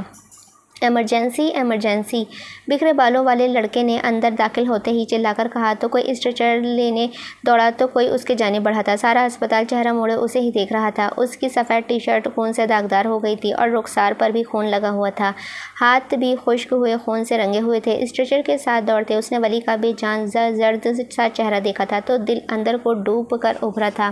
اسے ایمرجنسی وارڈ میں لے جایا گیا۔ ٹھنڈی راہداری میں بے چینی سے چکر کاٹنے لگا تھا، پورا جسم بھی گویا کسی سے نے مرچیاں ہی بھر دی تھیں۔ کسی پہلو پر چین نہیں آتا تھا۔ کبھی وہ کمرے کا دروازے کے باہر لگے کرسیوں پر بیٹھ جاتا تو کبھی یخ پڑی راہداری میں لمبے لمبے چکر کاٹنے لگتا۔ وقت کاٹنا بہت مشکل ہو جا رہا تھا۔ اگر ولی کو کچھ ہوا تو، اور اس سوال کے آگے اس کے اندر سے گویا جان سلب کر رہا تھا۔ قریباً کافی ٹائم بعد اسے وقت نہیں سمجھ آیا کہ کتنا وقت گزر چکا ہے۔ اسے بس اتنا اندازہ تھا کہ صبح کی پہلی اذان ہو چکی ہے۔ ڈاکٹر جب باہر نکلا تو وہ جو راہداری میں چکر کاٹ رہا تھا بے اختیار ہی ڈاکٹر کی جانب بھاگا۔ ڈاکٹر نے چہرے سے ماسک ہٹا کر اسے دیکھا تھا۔ اللہ کا بہت شکر ہے، آپ کا دوست اب خطرے سے باہر ہے، سرجری کامیاب ہو گئی ہے۔ اگر آپ اسے ہسپتال لانے میں ذرا سی بھی دیر کر دیتے تو ہمارے لیے اسے بچانا بہت مشکل ہو جاتا۔ وہ لفظ نہیں تھے، زندگی تھے۔ اسے خود پر سے من و بوجھ اترتا محسوس ہوا۔ وہ ٹھیک تھا، خدایا وہ ٹھیک تھا۔ کب تک ٹھیک ہو جائے گا وہ؟ ہاں، ریکور کرنے میں انہیں 1 مہینہ یا پھر اس سے زیادہ کا عرصہ لگ بھی سکتا ہے۔ دراصل یہ ان پر ڈیپینڈ کرتا ہے کہ وہ جو خود کتنے مضبوط ہیں۔ اگر ان کی قوت مدافعت اچھی ہے تو وہ 15 دن میں بھی ریکور کر سکتے ہیں۔ شکریہ، بہت شکریہ ڈاکٹر۔ اس نے بہت شکر گزاری سے کہہ کر ڈاکٹر کا ہاتھ تھاما تو وہ رسمی سی مسکراہٹ کے ساتھ آگے بڑھ گیا تھا۔ وہ ایک پل کو آگے ہوا اور ایمرجنسی وارڈ کے گول شیشے سے جھانک کر اندر دیکھا تھا۔ بیڈ پر سفید پٹیوں میں جکڑے ولی کو دیکھ کر اس کی تکلیف یکدم سے سوا ہو گئی تھی۔ کچھ یاد آنے پر اس نے حسن کو کال کی تو ولی کا سن کر دوڑ چلے آئے تھے۔ کیا ہوا ہے ولی کو؟ کس نے؟ خیر اب کیسا ہے وہ؟ حالت زیادہ سیریس تو نہیں ہے؟ حسن نے ایک ساتھ اس سے بہت سے سوال کیے تو اس نے ان کی تسلی کروائی۔ ڈاکٹر کی بتائی گئی ساری پرسکون باتیں ان کے گوش گزار کی تو حسن کی چڑھتی ہوئی پریشانی کچھ کم ہوئی تھی۔ آہستہ سے گہرا سانس لیتے وہ اس کے ساتھ آ بیٹھے تھے۔ شکر ہے مالک کا کہ تم درست وقت پر پہنچ گئے، شکر ہے پروردگار کا۔ ان کے لبوں سے شکر کے بول نہیں ہٹ رہے تھے کہ یکدم ہی لبوں پر مٹھی جمائے اصغر اٹھ کھڑا ہوا۔ اسے ایسے اٹھتے دیکھ کر حسن نے بھویں سکیڑی تھیں۔ کہاں جا رہے ہو؟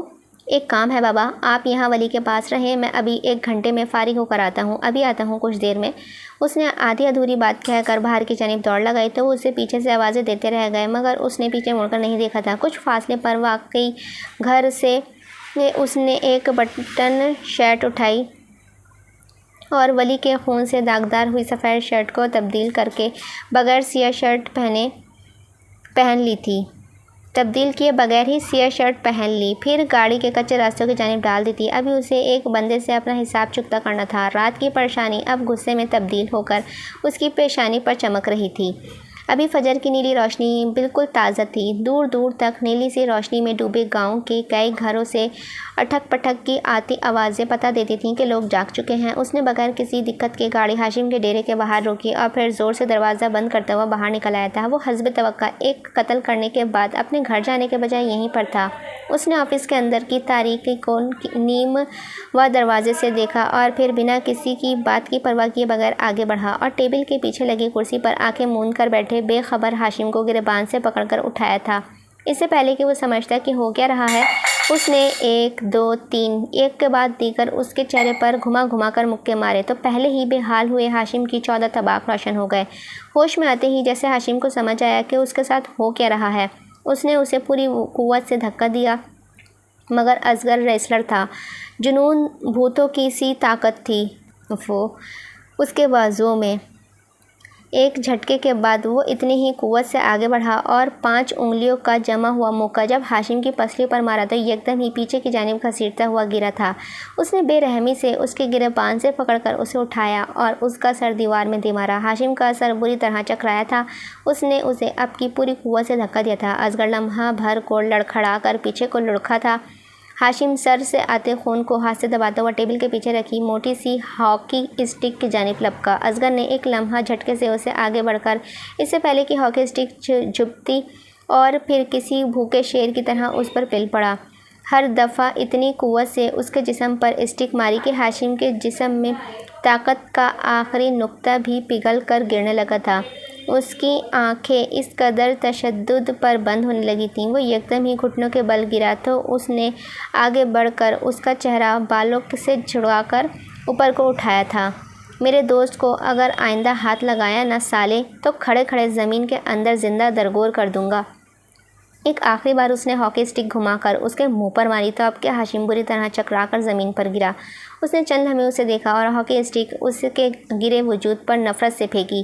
1% بھی اسے اپنے کیے پر افسوس نہیں تھا۔ ایسا تھا تو پھر ایسا ہی سہی۔ ہاشم زمین پر کرہاتا ہوا لوٹ رہا تھا۔ آس پاس صاف ستھرے سے آفس کی حالت بکھر چکی تھی۔ الٹی پڑی میز، ہاتھ پائی کے دوران ادھر ادھر کو گری کرسیاں، کاغذات، گلاس، سب کچھ زمین پر ہاشم سمیت اوندا پڑا تھا۔ اس نے آستین سے پیشانی پر آیا ہوا پسینہ صاف کیا اور پھر باہر کی جانب قدم بڑھا دیے تھے۔ نیلی سی روشنی میں ایک دوست نے اپنے ایک دوست کا بدلہ لے لیا تھا اور اسے بدلہ لے لیا تھا، ایسا بدلہ لیا تھا کہ اگلے کئی دنوں تک تو ہاشم سے ایک نوالا بھی نہیں چبایا جانا تھا۔ واپسی پر گاڑی ڈرائیو کرتے ہوئے اصغر کی ہر پل کو جگمگاتی آنکھیں بے رحمی سے سپاٹ ہو رہی تھیں۔ ایک شریف انسان کو کبھی بھی اکسانا نہیں چاہیے، کیونکہ وہ ایک سویا ہوا بھیڑیا ہوتا ہے، اگر جاگ گیا تو وہ آپ کو چیر پھاڑ کر بھی سکتا ہے، چیر پھاڑ کر کھا بھی سکتا ہے۔ اور وہ جانتے ہو کہ سب سے زیادہ خوفناک انسان کون ہوتا ہے؟ وہ جو کسی اچھے انسان کی طرح ہنستا مسکراتا آپ کی غلطیوں کو اپنی برداشت کی آخری حدود تک سہ لیتا ہے۔ ہاں، ایک پوائنٹ ایسا آتا ہے کہ اس کی برداشت جواب دے جاتی ہے اور پھر جو ہوتا ہے وہ بہت ہی بھیانک ہوتا ہے۔ ہاشم کے ساتھ بھی کچھ ایسا ہی بھیانک ہوا تھا۔ نواز کو جب ولی کے بارے میں خبر ہوئی تو اسپتال دوڑا چلا آیا تھا۔ اس نے اسپتال کی راہداری دوڑتے ہوئے عبور کی، لیکن راستہ تھا کہ بڑھتا ہی جا رہا تھا۔ جس چیز کا دھڑکا اسے لگ رہا تھا آخر کو وہ آج ہو ہی گیا تھا۔ ہاشم جیسے بذات انسان سے اس سب کی توقع کی جا سکتی تھی۔ اصغر جو ولی کو روم میں شفٹ کروانے کے بعد کمرے کے باہر نکل ہی رہا تھا، نواز کو دیکھ کر ایک پل کو ٹھہر گیا۔ ماتھے پر بے ساختہ ہی بل ابھر آئے اور بھویں بھیج گئیں۔ نواز اسے نہیں جانتا تھا، سو نظر انداز کرتا ہوا اندر کمرے میں دروازہ کھولتا داخل ہوا تو اصغر بھی ایسے ہی اسی کے ساتھ اندر آیا تھا۔ ایک جانب بیڈ کے ساتھ لگے صوفے پر حسن شاہ بیٹھے تھے اور دوسری جانب صبح کی پرسکون سی روشنی میں اپنے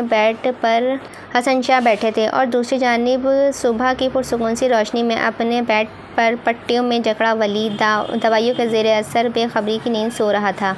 چند پل تو وہ جیسے اسے دیکھ کر ساکت ہو گیا تھا، پھر جیسے ہی اس کے ذہن جاگا تھا اس کی نگاہیں ساتھ صوفے پر بیٹھے ایک معمر سے آدمی پر پڑی تھیں، جو اپنے باوقار مطمئن سے چہرہ اٹھائے ہوئے اسے ہی دیکھ رہے تھے۔ یہ کب ہوا ہے اور آپ لوگ کون ہیں؟ ولی سر کے کوئی رشتہ دار ہی نہیں ہے۔ اس نے کسی احساس کے تحت گردن ایک پل کو پھیر کر پیچھے کھڑے خوبرو سے لڑکے کو دیکھا تھا، جو رات والے رف سے لباس میں ملبوس چپتی نظروں سے اسے ہی دیکھ رہا تھا۔ رات کو ہوا ہے یہ سب نواز، تمہیں کس نے بتایا؟ انہیں ایک گہری نگاہ اس پر ڈال کر پوچھا تھا۔ ڈیرے کی گھاس پر بہت سا خون پڑا تھا، اسی لیے میرا پہلا دھیان ولی سر کی طرف ہی گیا اور جو سب سے قریب اسپتال تھا میں وہیں دوڑا چلا آیا۔ ان کی حالت کیسی ہے اب؟ اس نے جان کر اصغر کو نظر انداز کر کے حسن سے پوچھا تو انہوں نے خفیف سا سر ہلایا تھا، پھر ایک نظر ولی کو دیکھا۔ اس کی حالت ابھی خطرے سے باہر ہے، اللہ کا احسان ہے، تم فکر کرو तुम फिक्र मत करो, जल्द ही ठीक हो जाएगा हमारा वली। एक नज़र उसे देखा। नवाज़ ने भी गहरा सांस लेकर वली पर निगाहें की और फिर कुछ याद आने पर हाथ में पकड़ा हुआ फ़ोन निगाहों के सामने किया तो असगर ने एक पल की ताख़ीर किए बगैर ही आगे बढ़कर उसके हाथ से फ़ोन उचका था। नवाज़ ने चौंक कर सर उठाया था। हसन ने भी असगर को इन्हीं निगाहों से देखा था। यकीनन हवेली में ख़बर करने के लिए फ़ोन कर रहे हो ना? एक आईब्रो उठाकर सख्ती से पूछा तो नवाज़ ने नासमझी से उसे देखा था। जी, लेकिन मैं आपकी इस तशवीश की वजह नहीं समझा सर। मैं अभी समझाता हूँ तुम्हें। उसने उसका फ़ोन ऑफ़ करके उसे थमाया तो वो हैरान होकर उसे देखने लगा था। किसी को भी बताने की ज़रूरत नहीं है, समझे? इनकी गफलतों की वजह से ही वली आज इस हालत में यहाँ इस तरह से बेबस लेटा हुआ है। इनकी बेजा की सियासतें ने ज़िंदगी बर्बाद कर दी है मेरे दोस्त की, लेकिन अब बहुत हो गया है, बस। असगर मेरी बात बस बाबा। उसने हाथ उठाकर उन्हें भी खामोश करवाया तो वो उसके समझते हुए चुप से हो गए थे। तुम किसी को भी इस बारे में नहीं बताओगे, समझे? कोई तुमसे कुछ पूछे भी तो तुम अपना मुंह नहीं खोलोगे। इन हवेली वालों ने बहुत मनमानियाँ कर ली हैं अपनी, अब मैं इन्हें कुछ नहीं करने दूंगा। और तुम अभी के अभी जाओ और जाकर सारे सबूत डेरे से मिटाओ। मुझे अगर किसी से और से इस बात की भनक भी मिल गई तो तुम गए नवाज़। उसने कहकर अपना रुख वली की जानिब फेरा तो वो संजीदगी से उसकी बात सुन रहा था। एक पल को आगे को हुआ, फिर अपनी ज़रीक आंखों से उसकी आंखों में गाड़ी। ये फ़ैसला वली सरकार का ही था, वली सर का ही था। उन्हें किसी ने फ़ोर्स नहीं किया था कि ख़ुद को किसी इंतकामी कार्रवाई में घसीट कर यहाँ तक पहुँच जाए। क्या सरदार बाबा ने कभी इन्हें ये सब करने के लिए कहा है या फिर वो उन्हें इस सब के लिए तैयार करते रहे हैं? आपको पता क्या है सर? आप कुछ नहीं जानते इस बारे में, इस जंग के बारे में। ये जंग हाशिम ने शुरू की थी और इसे ख़त्म वली सर करेंगे। ये बात उन्हें सरदार ने नहीं कही थी और ना ही उन्होंने इसकी तरबियत ऐसी की है। तो आइंदा अपने मुंह से कुछ भी निकलने से पहले 100 दफ़ा सोचिएगा, क्योंकि मैं वली सर से और सरदार बाबा दोनों का वफ़ादार मुलाजिम हूँ। आप वली सर के क्या लगते हैं मैं नहीं जानता, लेकिन वली सर जो सरदार बाबा के लिए हैं उससे मैं बाखूबी वाकिफ़ हूँ। तस्वीर के कभी भी एक रुख को देखकर कहानी नहीं समझी जाती है। एक निगाह गलत उस पर डाले वो फ़ोन ऑन करता हुआ बाहर की जानिब बढ़ा तो वो गुस्से से पेचताप खाता हुआ उसके पीछे बाहर की जानिब लपका था। सीखो इससे कुछ, कितने स्वभाव से कितनी साफ़ और सीधी बात करके गया है वो। और एक तुम हो असगर, दिमाग के बजाय हाथों से सोचते हो। उनकी आवाज़ पर उसका दरवाज़ा खुलता हाथ हवा ही में मुताल्लिक रह गया था। फिर वो इतनी ही तेज़ी से उनके जानिब घूमा। उसके हमेशा पुरसुकून बाबा आज भी उसे इतनी ही सुकून से देख रहे थे। और इस जंगली का क्या करूँ? बेड पर लेटे हुए वली की जानिब हाथ से इशारा किया। हसन उसके तर्ज़ तखातब पर मुस्कुराए थे। छोड़ दो उसे एक बार फिर इनके दरमियान, ताकि वो दोबारा से हाशिम से बातें करने पहुंच जाए। इतना बड़ा मजबूत है कि साला, लेकिन एक मुक्का नहीं मारा गया इससे हाशिम को। वहाँ खड़ा मज़े से गोलियां खाकर आ गया, जैसे इसे तो गोलियों से बचना ही नहीं आता, या फिर आगे बढ़कर गोलियों के दांत तोड़ना, इसे भी लोगों के दांत तोड़ना इसे अभी सिखाना पड़ेगा। सर झटक कर बिस्तर पर लेटे वली को गुस्से से खोल कर देखा था। अभी ठीक होता ना तो इसे इतना मारता कि सारी तबीयत साफ़ हो जाती। इसकी ज़्यादा ही शरीफ बनने का शौक़ है इसे। दिल चाहा एक आधा मुक्का उसे जड़ ही दे, मगर अभी वो वैसे भी तकलीफ़ में था। अपना इरादा किसी और वक्त के लिए बचा कर रखा और सर झटक कर हसन को देखा था। ये ज़िंदगी तुम्हारे कोरियन ड्रामास जैसी नहीं होती है असगर। इसे जीने के लिए बहुत से कड़वे घूंट हलक में उतारने ही पड़ते हैं। तुम इसे समझाओ, ज़रूर समझाओ कि वो इन इंतकाम के ना ख़त्म होने वाली दायरों से बाहर निकल आए। तुम दोस्त हो इसके, तुम्हारा परेशान होना बनता है, लेकिन तुम से इसकी ज़िंदगी भर की रियाजत पर लात मारने को नहीं कह सकते। उसने एक तवील जंग लड़ी है यहाँ तक पहुँचने के लिए। अब तुम क्या चाहते हो कि वो इसका बना बनाया हुआ सारा जाल चौपट करके ऐसी उसी पर उलट दूँ? क्या तुम उसे बाकी की ज़िंदगी किसी हारे हुए इंसान की तरह गुजारते हुए देखना चाहते हो? उनके पुरसुकून से सवाल पर उसने बेसुकून किया था। मैं ये नहीं कह रहा बाबा, लेकिन अब बस बहुत हो गया है। वो आखिर कितनी जंग रह गई है? आखिर इस जंग में इसकी जान चली जाती तो आपके लिए कौन अहम होता, जंग या फिर वली? हसन उसकी संजीदगी पर एक पल को लाजवाब हुए थे। इंसान हर जंग, हर जीत और हार से ज़्यादा अहम होते हैं बाबा। इंसान हर जंग, हर जीत और हार से ज़्यादा अहम होते हैं बाबा। इन्हें जंगों में, बाजियों में और खेल के मैदानों में नहीं हारा करते। न ही कोई पैमाना है किसी इंसान की कामयाबी का। वो कर तो रहा है सालों से इन सब का मुकाबला, और क्या कर रहा है वो। लेकिन बाबा, कभी सफ़ेद हवेली वालों ने इसके बारे में सोचा? क्या कभी इन सब ने ये जानने की कोशिश की कि वली को किस अज़ियत में रहता है? उसकी ऊपरी اچھے سے حال حولیے کو دیکھ کر جو مطمئن ہو جائیں، کیا انہیں آپ سے اس کا مخلص مانتے ہیں؟ وہ ان لوگوں کے درمیان رہتے رہتے تھکنے لگا ہے بابا۔ اس نے مجھے بارہا کہا کہ اصغر میں ان سب سے بھاگ جانا چاہتا ہوں، لیکن وہ ایسا نہیں کر سکا۔ وہ وہاں سے نہیں نکل سکا جہاں اس کا دم گھٹتا تھا۔ جانتے ہیں کیوں؟ اس کے سردار بابا کی وجہ سے۔ وہ ان کے احسانوں کے بوجھ تلے دبتا جا رہا تھا۔ وہ نکل سکا کہ احسان کا بدلہ احسان سے لوٹانے ان سب سے، اسی لیے نہیں کہ وقت میں وہ ان کے پیٹھ دکھا کر بھاگنا نہیں چاہتا تھا۔ کیا اب بھی آپ کہیں گے کہ اس نے سب کے درمیان بھیجنا چاہیے؟ حسن نے چند پل اسے دیکھتے رہے، پھر گہرا سانس لے کر گویا ہوئے تھے، زمان کی اس سب میں کوئی غلطی نہیں ہے اصغر۔ وہ اپنی شفقت کا سایہ اس پر نہیں پھیلاتا تو پھر ولی شاید واقعی ہی یہاں نہیں ہوتا۔ کسی کے ساری زندگی کی نیکی کو خود غرضی کا نام نہیں دیا کرتے اصغر، بہت بڑی زیادتی ہے یہ۔ مجھے یقین ہے کہ اگر ولی نے اسے وہاں سے نکل جانے کا کہا ہوتا تو وہ اسے کبھی نہیں روکتا، مگر یہ سب اس کا اپنا فیصلہ تھا۔ وہ اس سب کے لیے تیار تھا۔ اس نے کافی سالوں سے طے کی ہوئی تھی کہ اپنی موت۔ دیکھو، کیا اس کے چہرے پر کہیں تمہیں بے یقینی نظر آ رہی ہے؟ نہیں اصغر، وہ پرسکون ہے۔ سچ پوچھو تو وہ مر ہی جانا چاہتا تھا۔ جب اسے گولیاں لگی تھیں تب وہ 1% بھی بے یقین نہیں تھا، مطمئن تھا کہ اب زندگی کا عذاب ختم ہوا۔ لیکن ابھی اس کی جنگ ختم نہیں ہوئی ہے، ابھی اس کا کردار پورا نہیں ہوا ہے۔ تم اپنے دوست کا ساتھ دو، نہ کہ یوں اس کی اہمیت توڑو۔ اس نے گہرا سانس لے کر بیڈ پر دراز ولی کو دیکھا تھا۔ کبھی کبھی تو آپ سب مجھے ایک ہی جیسے لگتے ہیں بابا، آپ، ولی اور وہ ہاشم۔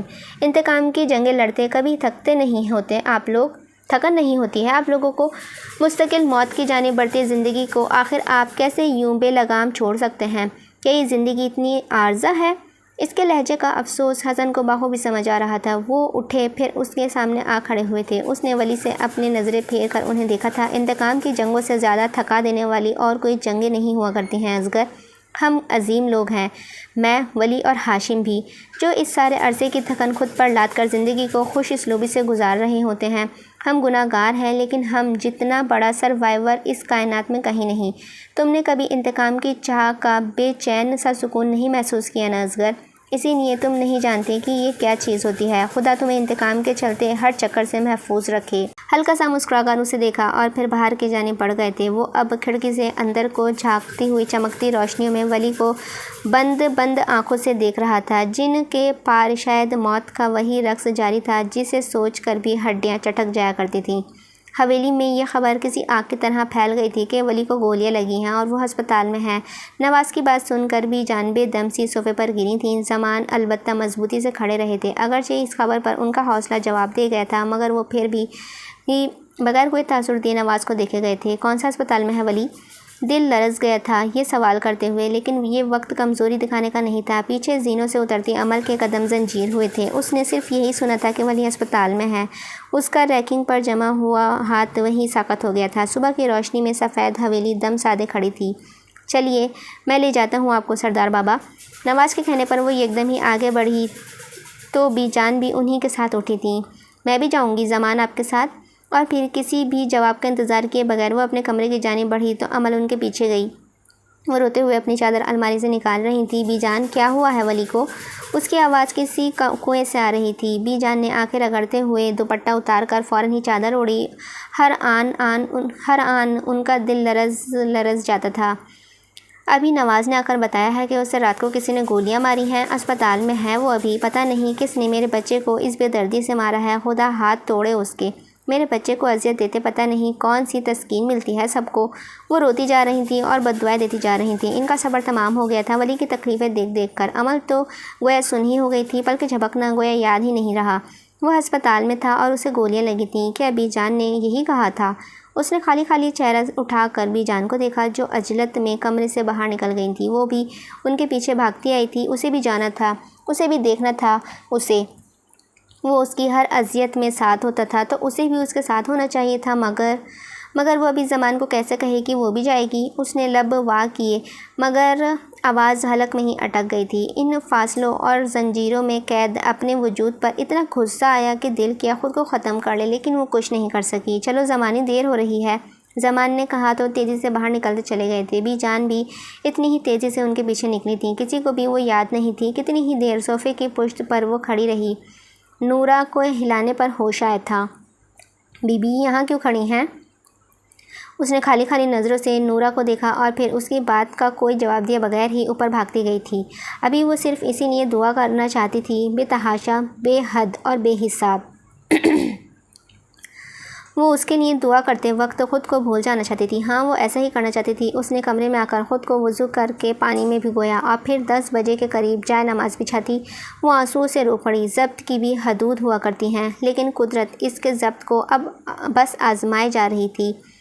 اس میں اتنی ہمت نہیں تھی کہ اس طاقت اب آہستہ آہستہ سلب ہو رہی تھی۔ اپنے ٹوٹتے ہوئے وجود کو اس نے بامشکل سنبھال کر جائے نماز پر کھڑا کیا، مگر آنسو بے تحاشا ہی بہتے جا رہے تھے۔ مومی چہرہ آنسوؤں کی پانی سے بھیگ گیا تھا اور چہرے کے گرد بندے دوپٹے میں اس کا سرخ و سفید چہرہ تھکا تھکا سا لگتا تھا۔ کر تو لیا تھا، ہو رہا تھا یہ سب کچھ، سب کچھ اس نے نفیس کو قبول، پھر اب کیا بگڑتا جا رہا تھا؟ ہاتھوں سے پھسلتا جا رہا تھا۔ اس نے لرزتے ہوئے لبوں کو دانتوں تلے دبا کر آنسو روکے تھے، مگر جو درد قسمت میں لکھ دیے جائیں انہیں سہنے کے علاوہ انسان کے پاس بھلا اور چارہ ہی کیا ہوتا ہے۔ سفید سی دھندلی سی روشنی کے پار کوئی حویلہ سا دکھا تھا، کسی پری کا حویلہ تھا۔ آس پاس گردن گھما کر دیکھتا ولی جیسے اس جگہ کو پہنچنے کی صحیح کر رہا تھا۔ آس پاس بکھری ہوئی گھاس پر شبنم کے تازہ قطرے اب تک محسوس ہوتے تھے۔ وہ آسمان دھواں دھواں ہو رہا تھا۔ ان کے بے اختیاری چہرے کی بہتے پانی کی آواز سنی تو اٹھ کر درختوں کے قطار کے آگے بہتے ہوئے منہ زور سے پانی چھٹیل جگہ پر آ کھڑا ہوا۔ اسی پل سفید دھند میں لپٹے کسی وجود کی جھلک اسے پھر سے دکھائی دی۔ اس نے اب کے چہرہ پورا موڑ کر دھند کی طویل تہہ کے پار دیکھنے کی کوشش کی، مگر سوائے اس حویلے کے اس پر کچھ بھی واضح نہیں ہو رہا تھا۔ ایک پل کو کچھ سوچ کر اس نے شفاف پانی کے کنارے پر قدم آگے بڑھائے تھے اور پھر دھند میں راستہ بناتا ہوا اس پار جا پہنچا۔ وہ وہی تھی، ہاں وہی تھی جس نے خواب دیکھنے سے اس کی آنکھیں خوفزدہ ہوتی تھیں۔ اس نے چہرہ ذرا جھکا کر اسے غور سے دیکھنا چاہا تھا۔ وہ مکمل سفید سے لباس میں ملبوس تھی، آس پاس ہر شے کی طرح سفید سی دھند میں لپٹی۔ اس نے ایک نظر خود کے لباس پر ڈالی تھی، وہ بھی سفید تھا، شفاف، بے داغ سا سفید۔ پھر چہرہ اٹھا کر عمل کو دیکھا۔ وہ آنکھیں بند کیے ہوئے دونوں ہاتھوں کے پیالے اس فضا میں بلند کیے مہو ہو کر دعا مانگ رہی تھی۔ اس کے لبوں پر بے ساختہ ہی ایک اداسی سی مسکراہٹ آ ٹھہری۔ میں چاہتا ہوں کہ آپ میرے لیے بھی کبھی اتنی ہی مہو ہو کر دعا مانگیں۔ میں آپ کی زندگی کا حصہ نہیں بن سکتا، لیکن میں آپ کی دعاؤں کا حصہ رہنا چاہتا ہوں عمل بی بی۔ میں کبھی بھی ان دعاؤں سے نہیں نکلنا چاہتا۔ میں نے آپ کو کبھی بتایا نہیں، لیکن میں آپ سے محبت کرتا ہوں۔ ہم کبھی کسی اور جہان میں دوبارہ پیدا کیے جائیں گے تو میں وہاں آپ کا ساتھ طلب کروں گا عمل۔ اتنی محبت کرتا ہوں میں آپ سے۔ وہ اسے مہو کر دیکھتا سوچ رہا تھا۔ یک سفید افسرہ نے کومل سا ہاتھوں کو چہرے پر پھیرا اور انتہائی سکون سے ولی کی جانب گردن موڑ کر دیکھا تھا۔ وہ اس کے لیے دیکھنے پر یکدم ہی چونکا تھا۔ کومل ہاتھوں سے چہرہ پھیرا، پھر انتہائی سکون سے ولی کی جانب گردن موڑ کر دیکھا تھا۔ وہ اس کے ایسے دیکھنے پر یکدم ہی چونکا تھا، پھر خجل ہو کر سر کھجایا تھا۔ وہ اس کا کھسیانہ ہونے پر مسکرائی تھی۔ اس نے بھی ایک نظر اسے دیکھا تو خود بھی مسکرا دیا تھا۔ آپ اس جگہ پر کیا کر رہے ہیں؟ پتہ نہیں، مجھے لگتا ہے جہاں آپ ہوتے ہیں میں وہاں خود بخود ہی پہنچ جاتی ہوں۔ اور ہاں، آپ میری دعاؤں کا حصہ ہیں ولی، نہ صرف دعاؤں کا بلکہ میری زندگی کا بھی حصہ ہیں آپ تو۔ وہ وہیں بیٹھی اس سے سوچ کا جواب دے رہی تھی۔ وہ اس کے ایسے خواب پر حیران ہوا تھا۔ آپ کو کیسے پتہ کہ میں کیا سوچ رہا ہوں؟ یہ خواب ہے نا ولی، اور خواب میں تو سب کچھ ممکن ہوتا ہے۔ ہاں یہ تو ہے، حقیقی زندگی میں تو ہمارا ساتھ ویسے بھی ممکن نہیں ہے، خواب میں ہی صحیح۔ لیکن مجھے آپ پر بہت غصہ ہے ولی۔ میں پتہ نہیں آپ سے بات کیوں کر رہی ہوں اور آپ کے لیے دعا کیوں کر رہی ہوں۔ کیوں؟ میں نے کیا کیا ہے؟ کیا مطلب؟ آپ جانتے تھے کہ ہاشم آپ کو مار دے گا۔ آپ کو اندازہ تھا کہ جو بندوق اس نے آپ پر تانی ہے اس کو چلانا اس کے لیے کوئی مشکل نہیں ہے۔ آپ یہ سب جانتے تھے ولی، لیکن پھر بھی آپ اس کے سامنے سے نہیں ہٹے۔ آپ وہاں جم کر کھڑے رہے کیونکہ آپ نے اپنا انجام طے کر لیا تھا۔ آپ نے اپنی موت ہاشم ہی کے ہاتھوں تصور کر لی تھی، اور تخیل میں اتنی بار آپ اس منظر کو دیکھ چکے تھے کہ جب وہ آپ کے سامنے ہوا تو آپ کو کچھ بھی اب نارمل نہیں لگا۔ اب کہ یہ سب نارمل تھا، آپ کے لیے یہ سب نارمل تھا۔ بتائیں کیوں کیا ہے آپ نے ایسا؟ کیوں اپنی جان لینے پر تلے ہوئے ہیں آپ؟ اسے پتہ تھا کہ عمل کو ان سب باتوں کا کچھ علم نہیں، پھر بھی وہ اسے خواب میں اس کے سامنے کھڑی ان سب باتوں کا حساب مانگ رہی تھی۔ شاید یہ ساری منظر کشی اس کے لاشعوری کا حصہ تھی، وہ وہی تو چاہتا تھا کہ عمل اس کے دکھ درد، اس کی تکلیف کے بارے میں پوچھے، وہ اس سے پوچھے اور وہ بنا جھجک سب بولتا جائے، اپنے اندر سالوں کے پلتے ہوئے درد کو اس کے سامنے روتا چلا جائے، تب تک روئے کہ جب تک ہر اذیت آنسو کے راستے باہر ہی نہ بہہ جائے، مگر وہ ایسا کبھی نہیں کر سکا، وہ ایسا کبھی نہیں کر سکتا تھا۔ عمل کو اپنے اندر کی خالی خانوں کا بتا کر وہ ان کی اذیتوں کو سوا کرنا نہیں چاہتا تھا، لیکن آج ابھی وہ اس حقیقی دنیا کو کوسوں دور تھا اور اس خواب کی دنیا میں وہ اسے سب کچھ بتا دینا چاہتا تھا۔ ایک پل کو اس نے گہرا سانس لے کر آس پاس گھلتی ہوئی ٹھنڈک کے اپنے اندر اتاری تھی، پھر عمل کو دیکھا۔ اس کے سامنے درخت کے تنے سے لگ کر بیٹھی وہ اس سمے اس سارے خوبصورت منظر کا ہی تو حصہ لگ رہی تھی، حسین، پرسکون اور بے داغ۔ اس نے بھی اپنے پیچھے کھڑے ہوئے تناور سے درخت کا سہارا لیا اور پھر گردن ٹکا کر اسے دیکھا تھا۔ میں مرنا چاہتا تھا، یہ سچ ہے۔ ایک پل کے لیے کوئی کچھ نہیں بولا تھا۔ میں اب بھی مرنا چاہتا ہوں۔ میرے پاس زندہ رہنے کی کوئی تحریک باقی نہیں رہی ہے عمل بی بی، اور شاید میں اسی لیے وہ گولیاں کھا کر بھی اتنا مطمئن اسی لیے تھا کیونکہ مجھے اپنا انجام ویسا ہی مل رہا تھا جیسا میں نے سوچا تھا۔ میں ذلیل نہیں ہو رہا تھا، میں کسی کو قتل نہیں کر رہا تھا، میں ہر اس سیاہی سے بچا ہوا تھا جس کا مجھے ڈر تھا کہ میں اپنی زندگی میں ایسا کوئی گناہ ضرور کروں گا۔ میں کوئی بھی ایسا عذاب اپنے سر پر لادے بغیر جا رہا تھا اس دنیا سے، اسی لیے مر جانا چاہتا تھا میں اس جگہ سے، مگر اب ایسا لگتا ہے کہ زندہ رہنا ہی میرے لیے لکھا گیا ہے، کیونکہ اتنی کوششوں کے بعد بھی اگر میں نہیں مر رہا تو اس کا صرف ایک ہی مطلب ہے کہ مجھے ابھی زندہ رہنا ہے اور لمبے عرصے تک رہنا ہے، اور جس نے آپ کو اس حال تک پہنچایا ہے اسے سزا دیے بغیر آپ اس دنیا سے جانے کا فیصلہ کر رہے تھے۔ کیا یہ انجام ہے آپ کا ولی؟ میں اس کا انجام طے کر چکا ہوں عمل، اور وہ انجام کیا ہے؟ کیا کریں گے جان کر؟ چھوڑیں، ایسی باتوں میں کوئی خیر نہیں ہوتی ہے بی بی، ان باتوں سے کوسوں دور رکھیں خود کو۔ آپ ان سب کو جھیلیں اور میں اس سب کو خود سے کوسوں دور رکھوں؟ کیوں؟ کون سا انصاف ہے یہ؟ سامنے گھٹنوں کے گرد بازو لپیٹ کر بیٹھی ہوئی لڑکی خفا ہوئی تھی۔ ولی اس کی خفگی پر مسکرا کر سیدھا ہوا۔ ابھی وہ اسے کچھ کہنے ہی لگا تھا کہ یک عمل کا سفید بے داغ سا لباس خون آلود بھوؤں سے بھرنے لگا تھا، دھبوں سے بھرنے لگا تھا۔ اس نے چونک کر اپنے لباس کی جانب دیکھا، سفید لباس اس کے خون سے داغدار ہو رہا تھا۔ اسے پھر سے وہی جلن ہونے لگی تھی جو اس رات گولی لگنے پر اس کی رگوں میں پھیل گئی تھی۔ وہ یکدم ہی گھٹنوں کے بل بیٹھا۔ عمل کا لباس خون کے دھبوں سے داغدار ہوتا جا رہا تھا۔ اس نے بے یقینی سے اس کے خون آلود لباس کو دیکھا، مگر وہ اسی خفگی سے اسے دیکھ رہی تھی۔ منظر بدلنے لگا۔ وہ ڈیرے کے گھاس پر گرا درد سے لوٹ رہا تھا، تکلیف سے اس کی آنکھیں بند ہونے لگی تھیں، سفید دھند ہر جانب پھیلنے لگی، ساری آوازیں کہیں پیچھے رہ گئی تھیں، جھیل کا بہتا ہوا شفاف پانی اور عمل کی پاکیزہ سی مسکراہٹ، سب کچھ پیچھے رہ گیا تھا۔ بس کچھ سامنے تھا تو وہ ولی کا خون آلود لباس اور گوم کو چیرتی ہوئی درد کی انتہا۔ اسپتال میں آنکھیں بند کر کے لیٹے ولی کے اس پاردار کی لہریں اس کے اب تک بے قابو تھیں اور وہ خود زرد چہرہ لیے خاموشی سے آنکھیں موندے ساری دنیا سے بے خبر سو رہا تھا۔ نگار بیگم نے بامشکل حسین کے منہ میں دلیے کا چمچ ڈالا، مگر منہ کا زاویہ بگڑنے کی وجہ سے کوئی بھی غذا اندر کو نہیں جاتی تھی۔ ابھی بھی سارا دلیہ ہونٹوں کے کنارے سے گرتا ہوا سارے کپڑوں کو خراب کر رہا تھا۔ نگار نے غصے سے دلیے سے بھرا ہوا پیالہ سائڈ ٹیبل پر پٹکا اور پھر دوپٹے میں چہرہ چھپا کر پھپک پھپک کر رو پڑی تھی۔ کتنی ہی کوشش کے بعد بامشکل حسین نے 3-4 دنوں میں 1-2 چمچ لیے تھے اور باقی کا سارا تو کپڑوں پر ہی گرتا رہا تھا۔ اسی وقت شازیہ کمرے میں داخل ہوئی تو اس نے ماں کو ایسے روتے دیکھ کر گہرا سانس لیا تھا۔ اب رونے کا کیا فائدہ ہے ماں جی، اب تو کچھ بھی نہیں ہو سکتا ہے۔ اب بابا ساری زندگی ایسے ہی محتاج کی زندگی گزاریں گے۔ اگر تم بھی اسی طرح ہمت ہار جاؤ گی تو کون ہمت کرے گا پھر؟ ادھر ہاشم کو دیکھو، پتہ نہیں کس سے لڑ کر آیا ہے، سارا چہرہ سارا جسم زخمی ہوا ہے، ہسپتال جانے کا بولو تو چیخنے چلانے لگتا ہے، اور اوپر سے تمہارا بھی 24 گھنٹے کا رونا بند نہیں ہوتا۔ بس کر دو، اب سمجھوتہ کرنا ہی پڑے گا تمہیں اس سب کے ساتھ، اس نے کمرہ سمیٹتے ہوئے اکتا کر کہا۔ تو نگار نے آنسو سے بھیگا چہرہ اٹھایا تھا۔ پتہ نہیں کس طرح کی نظر کھا گئی ہے میرے گھر کو، اللہ غرق کرے ان سب کو۔ نگار بیگم کا اب تک یہ تکیہ کلام بن چکا تھا، کاش کہ کوئی انہیں بتا سکتا کہ بلا وجہ کی بددعائیں انسان پر پلٹ آتی ہیں، شاید ان کی بددعائیں ہی بھی ان پر پلٹ رہی تھیں۔ جس نے بھی کیا ہے سکھ سے تو خیر وہ بھی نہیں رہے گا، ساری زندگی کا عذاب لیا ہے اس نے اپنے سر، اللہ پوچھے گا اسے تو۔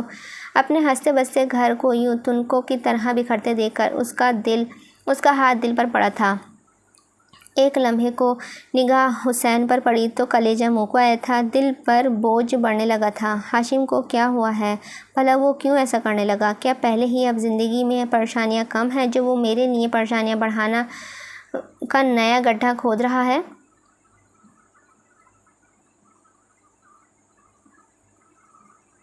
دوسری جانب بی جان نے اپنی مغرب کی نماز سے سلام پھیرا تھا۔ امل بھی انہی کے ساتھ انہی کے کمرے میں نماز پڑھ رہی تھی۔ انہوں نے دعا کے لیے ہاتھ اٹھائے تو ولی کا چہرہ سامنے آتے ہی آنکھیں بھر گئی تھیں۔ اس نے بھی سلام پھیر کر ان کے جانب دیکھا تو اس کی اپنی حالت ہی عجیب ہونے لگی تھی۔ وہ ٹھیک ہو جائے گا بی جان، انشاءاللہ انشاءاللہ۔ اللہ کا شکر ہے کہ وہ فی الحال خطرے سے باہر ہے، ہوش بھی آ جائے گا جلد ہی اسے، آپ بس دعا کریں انشاءاللہ۔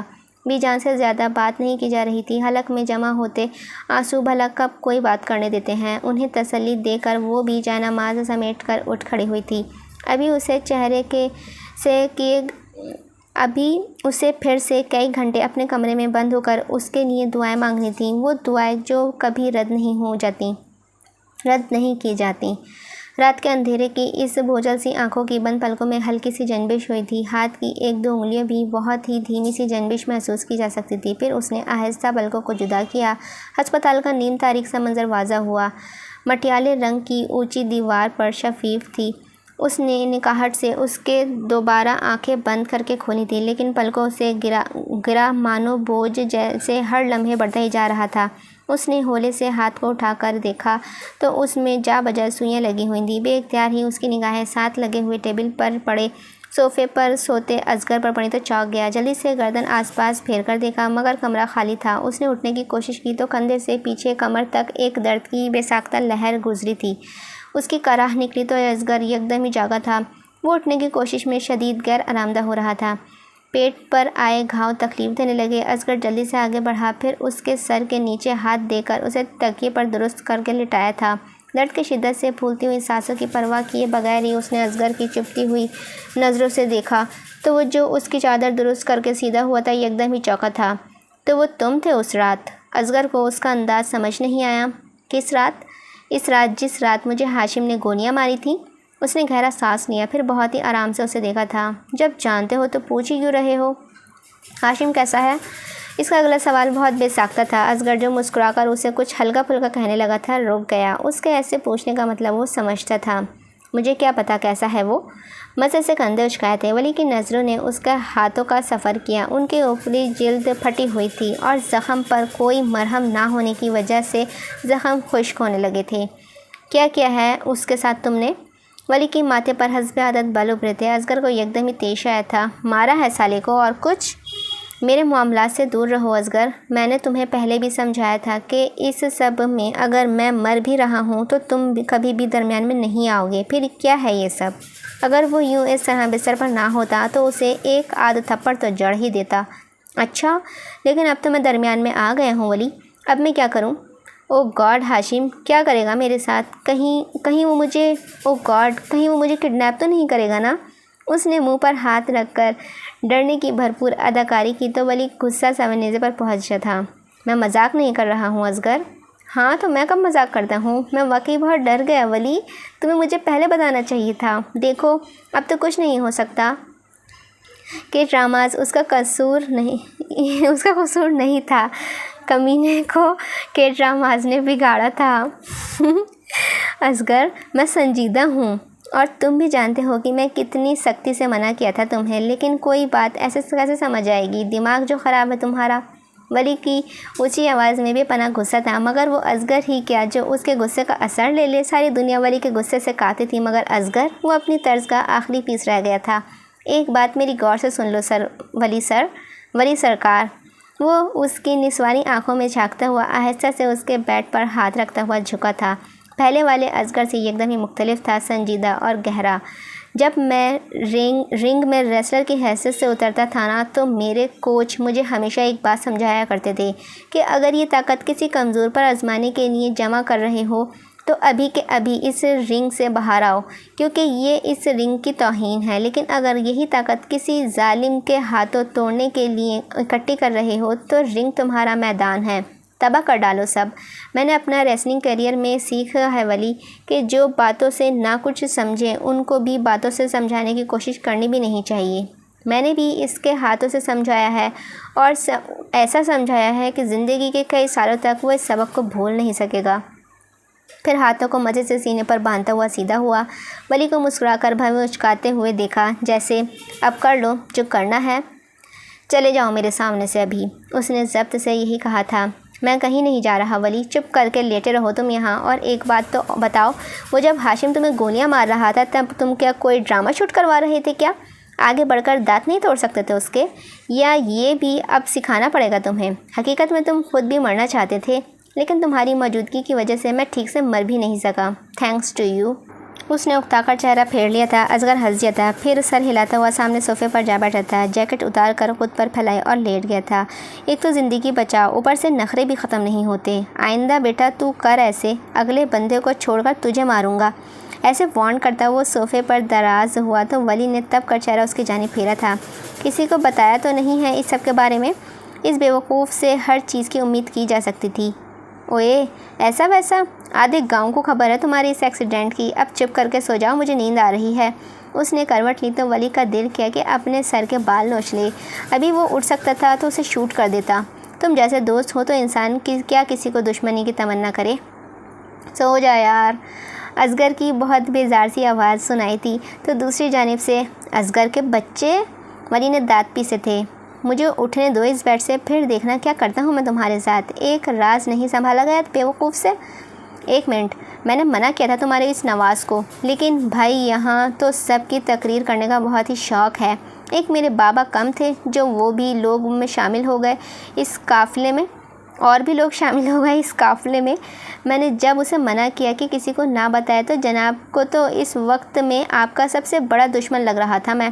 بھگ تو اب خود ہی جب ایسا بیکار ملازم رکھا ہے تو۔ جیکٹ کو غصے سے جھٹک کر دوبارہ اپنے اوپر ڈالتا ہوا اصغر جیسے ایک دم ہی تپ گیا تھا، مگر ولی اس کی تفتیش ابھی ختم نہیں ہوئی تھی۔ کیا سردار بابا آئے تھے یہاں؟ ہاں آئے تھے۔ وہ آپ کے بالکل سیدھا ہو کر لیٹ گیا تھا۔ اس کی لمبی ٹانگیں صوفے پر پوری نہیں آ رہی تھیں۔ وہ خود کو اس صوفے پر ایڈجسٹ کرنے میں بیزار ہونے لگا تھا۔ ولی نے سر تکیے پر رکھا تو اس نے یوں ہی چہرہ ترچھا کر کے اسے دیکھا تھا۔ کیا ہوا، کوئی مسئلہ ہے کیا؟ اس نے گہرا سانس لیا تھا۔ نہیں، کوئی ایشو ہے تو بتاؤ۔ سوچ رہا ہوں کہ ہاشم اب آگے کیا کرنے والا ہے۔ خیر یہ بتاؤ کہ مجھے یہاں سے نکلنے میں کتنے دن لگیں گے؟ 15-20 دن تو لگ ہی جائیں گے۔ کیوں؟ اس کے پوچھنے پر ولی نے ایک بار پھر گہرا سانس لیا اور اس کی جانب دیکھا تھا۔ میں اس کا دماغ نہیں پڑھ پا رہا اصغر۔ وہ کیا کرنا چاہتا ہے مجھے سمجھ میں دقت ہو رہی ہے۔ ابھی تم آرام کرو، فی الحال 1 مہینے تک تو وہ کچھ بھی نہیں کر سکتا، ٹھیک سے بیٹھ بھی نہیں سکتا وہ تو۔ ٹینشن نہ لو، جو بھی کرے گا دیکھ لیں گے اسے۔ اس نے چند لمحے اصغر کو دیکھا اور پھر اسبات میں سر ہلاتا ہوا آنکھیں موند گیا تھا۔ کچھ تھا جو اسے بے سکون کر رہا تھا، اور وہی اس کی زندگی کا تجربہ تھا کہ جو چیزیں اسے بے سکون کیا کرتی تھیں وہ کبھی بھی سکون کا باعث نہیں بنی تھیں۔ اس نے کمزوری سے بند ہوتی آنکھوں کو اب کے کھولنے کی سعی نہیں کی، مگر پھر بھی کچھ تھا جو اسے چبھ رہا تھا۔ سیاہ پردے پر یکدم ہی ایک پری کا عکس ابھرا تھا۔ اس نے گھبرا کر آنکھیں کھول دی تھیں۔ سوئیوں میں جکڑے ہاتھ نے اس نے پیٹھ پر بندھی پٹی پر ہاتھ رکھا تھا۔ درد کی لہریں اب بے تحاشا ہی جسم میں گردش کرنے لگی تھیں، مگر اب یہ درد صرف جسمانی نہیں تھا، یہ تو دل کا تھا کہ جس سے اب ہر پل خون رستا رہا تھا۔ اس نے گہرا سانس لے کر سب کچھ سیاہ رات میں دھکیلنا چاہا، مگر پھر جیسے ہی پلٹ آنا ہوا وہ پلٹ آتا تھا، جیسے وہ ہر دفعہ جھٹکنے پر پلٹ آیا کرتی تھی۔ اپنے کمرے میں بند ہاشم بستر پر دراز تھا، جس کا جسم تھا کہ کسی پکے ہوئے دانے کی مانند بے تحاشا ہی درد کر رہا تھا، اور چہرے پر پڑنے والی ضرب کے باعث سے سارے جبڑے لگتا تھا گویا درد سے پھٹ جائیں گے۔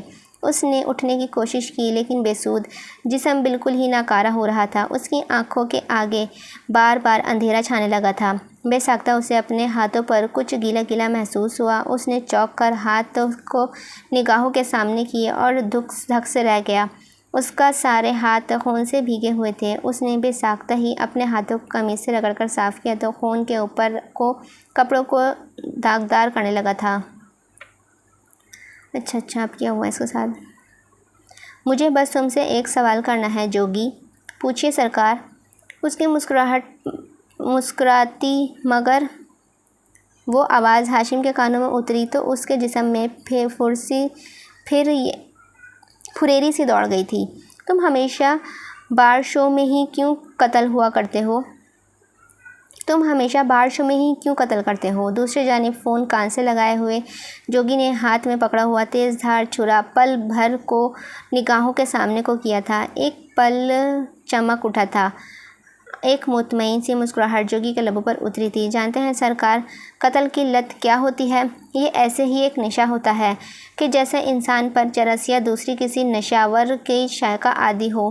میں اپنی زندگی کا پہلا قتل 12 سال کی عمر میں کیا تھا، اور اس وقت بارش ہو رہی تھی، گہری تازہ بوچھار۔ اس نے ایک لمحے کو کھینچ کر سانس لیا، جیسے کسی شے کی خوشبو اپنے اندر اتارنا چاہی۔ بارش میں خون کی بو بہت تیز ہو جایا کرتی ہے، اور اس رات میں نے ایک لڑکی کا قتل کیا تھا، اس کے خون کی بو۔ آہ! اس نے ایک بار پھر سانس لے کر جیسے کچھ محسوس کرنا چاہا تھا۔ اس کی خون کی بو بہت اچھی تھی، بہت ہی لذیذ۔ میں آج تک بھول نہیں پایا۔ اور پھر جب بارش ہوئی، میرے اندر قتل کرنے کی چاہت جڑ پکڑتی گئی تھی، کیونکہ بارش کے وقت خون کی بو اپنا ہی اثر ہوتا ہے۔ آپ نے دیکھا ہوگا کہ جہاں میں قتل کرتا ہوں وہ جگہیں بہت ہی زیادہ خون آلود ہوتی ہیں۔ وہ اسی لیے سرکار، کیونکہ میں جان بوجھ کر غیر انسانی طریقوں سے چھرا مارتا ہوں تاکہ خون زیادہ بہے اور میں اسے خون کو سونگھ سکوں، کافی وقت تک اس کا اثر لیتا رہوں۔ اس کی باتیں سن کر ہاشم کے اندر تک سب کچھ سپاٹ ہو گیا تھا۔ اس نے مجھے اور میرے گھر کو تباہ کرنے کی کوشش کی۔ میں اب اسے بتاؤں گا کہ اصلی تباہی ہوتی کیا ہے۔ جوگی، تمہارا مال تیار ہے۔ ایک جوان لڑکی کا خون تمہارا سب سے بڑا انعام ہوگا۔ کیا واقعی؟ دوسری جانب اس کی آنکھیں پھل بھر کو چمکی تھیں۔ کب کرنا ہوگا قتل؟ جس رات بارش ہو رہی ہو اس رات۔ اسپتال میں اپنے بیڈ پر دراز ولی دوائیوں کے زیر اثر گہری نیند سو رہا تھا، یہ جانے بغیر کہ اس کی زندگی کھینچنے کی منصوبے بندی ایک بار پھر سے کی جا رہی تھی۔ فجر کی پاکیزہ سی ٹھنڈک میں صبح کی نماز ادا کر کے اس نے سلام پھیرا اور پھر چند لمحے جائے نماز پر بیٹھی رہی۔ وہ اللہ سے باتیں کرنا چاہتی تھی، وہ اس سے بہت سی باتیں کرنا چاہتی تھی، اپنی ولی کی، اپنے اندر جمع ہوتی گھٹن کی، اس سیاہ رات کی جو ابھی تک ختم ہی نہیں ہو رہی تھی، اس رنگ کی جسے پار نور کی چاندی پگھل کر گرا کرتی تھی، اس چاہ کی جس کے دل پر اب ہر دم رقم رکھنے لگی تھی، اس کی محبت کی جو غلطی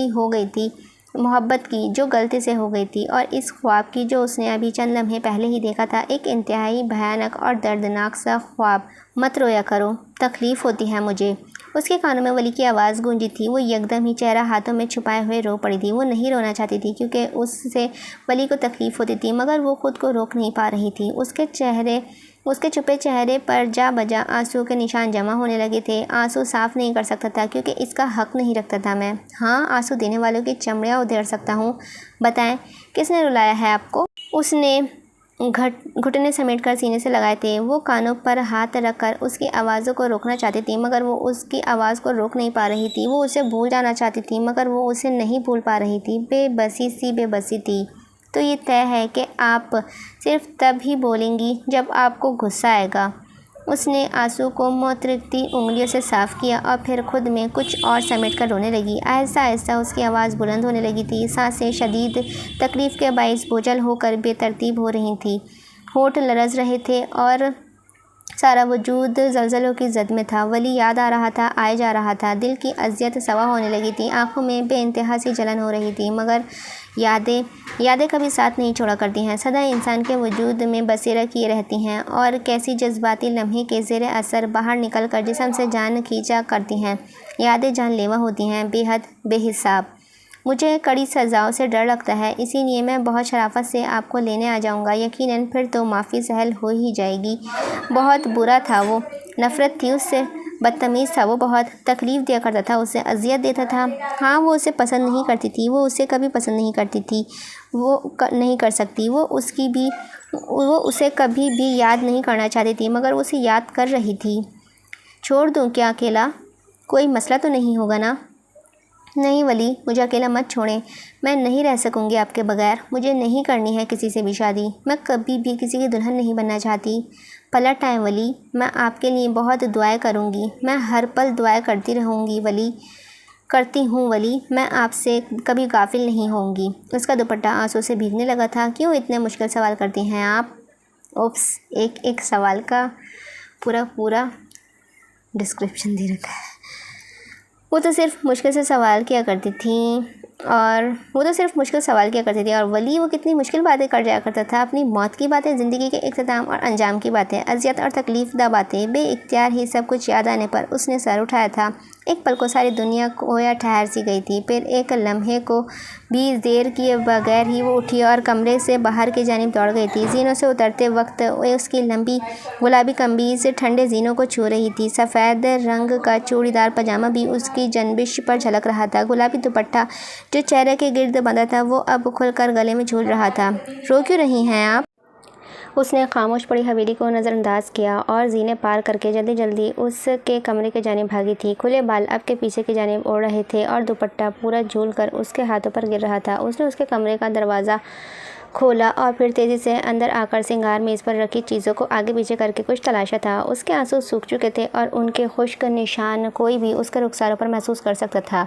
اس نے آگے بڑھ کر اس کی الماری کا پٹ وا کیا۔ دوپٹہ اب کے نیچے قالین پر گرا تھا اور وہ کسی بھی چیز کی پرواہ کیے بغیر ہی کچھ تلاش کر رہی تھی۔ غلط فہمی ہوئی ہے آپ کو کانتا جی، سزائیں دینا میرا کام ہے ہی نہیں، بھلا کسی اور کا کام میں کیسے کر سکتا ہوں؟ آپ ان سے پوچھ لیں کہ کیا میں نے کبھی سزائیں دی ہیں انہیں؟ سب جگہ تلاش کرنے کے باوجود بھی وہ کہیں نہیں تھا۔ وہ کی چین جو اس نے ولی کو اس پرفیوم کے ساتھ تحفے میں دیا تھا وہ اب کہیں پر بھی نہیں تھا۔ اس کا دل ڈوبنے لگا۔ ولی نے اس کا دیا ہوا پرفیوم کچرے میں پھینک دیا تھا مگر وہ اس کی چین کو نہیں پھینک سکا۔ وہ ایسا نہیں کر سکا تھا۔ اس کے قدم سے یکدمی جان ختم ہوئی تھی۔ کیوں وہ اسے تکلیف دیتا رہا؟ وہ جانتا تھا کہ عمل کو اس کے اس انداز سے تکلیف ہوا کرتی تھی، جبھی وہ ہر موڑ پر اس کی بے قدری کیا کرتا تھا تاکہ وہ اس سے دور چلی جائے۔ اس نے سر دونوں ہاتھوں میں تھاما اور الماری کے بند پٹ سے الگ لگ کر بیٹھتی چلی گئی تھی۔ کوئی انکشاف تھا جو اس پر اس فجر میں ہوا تھا۔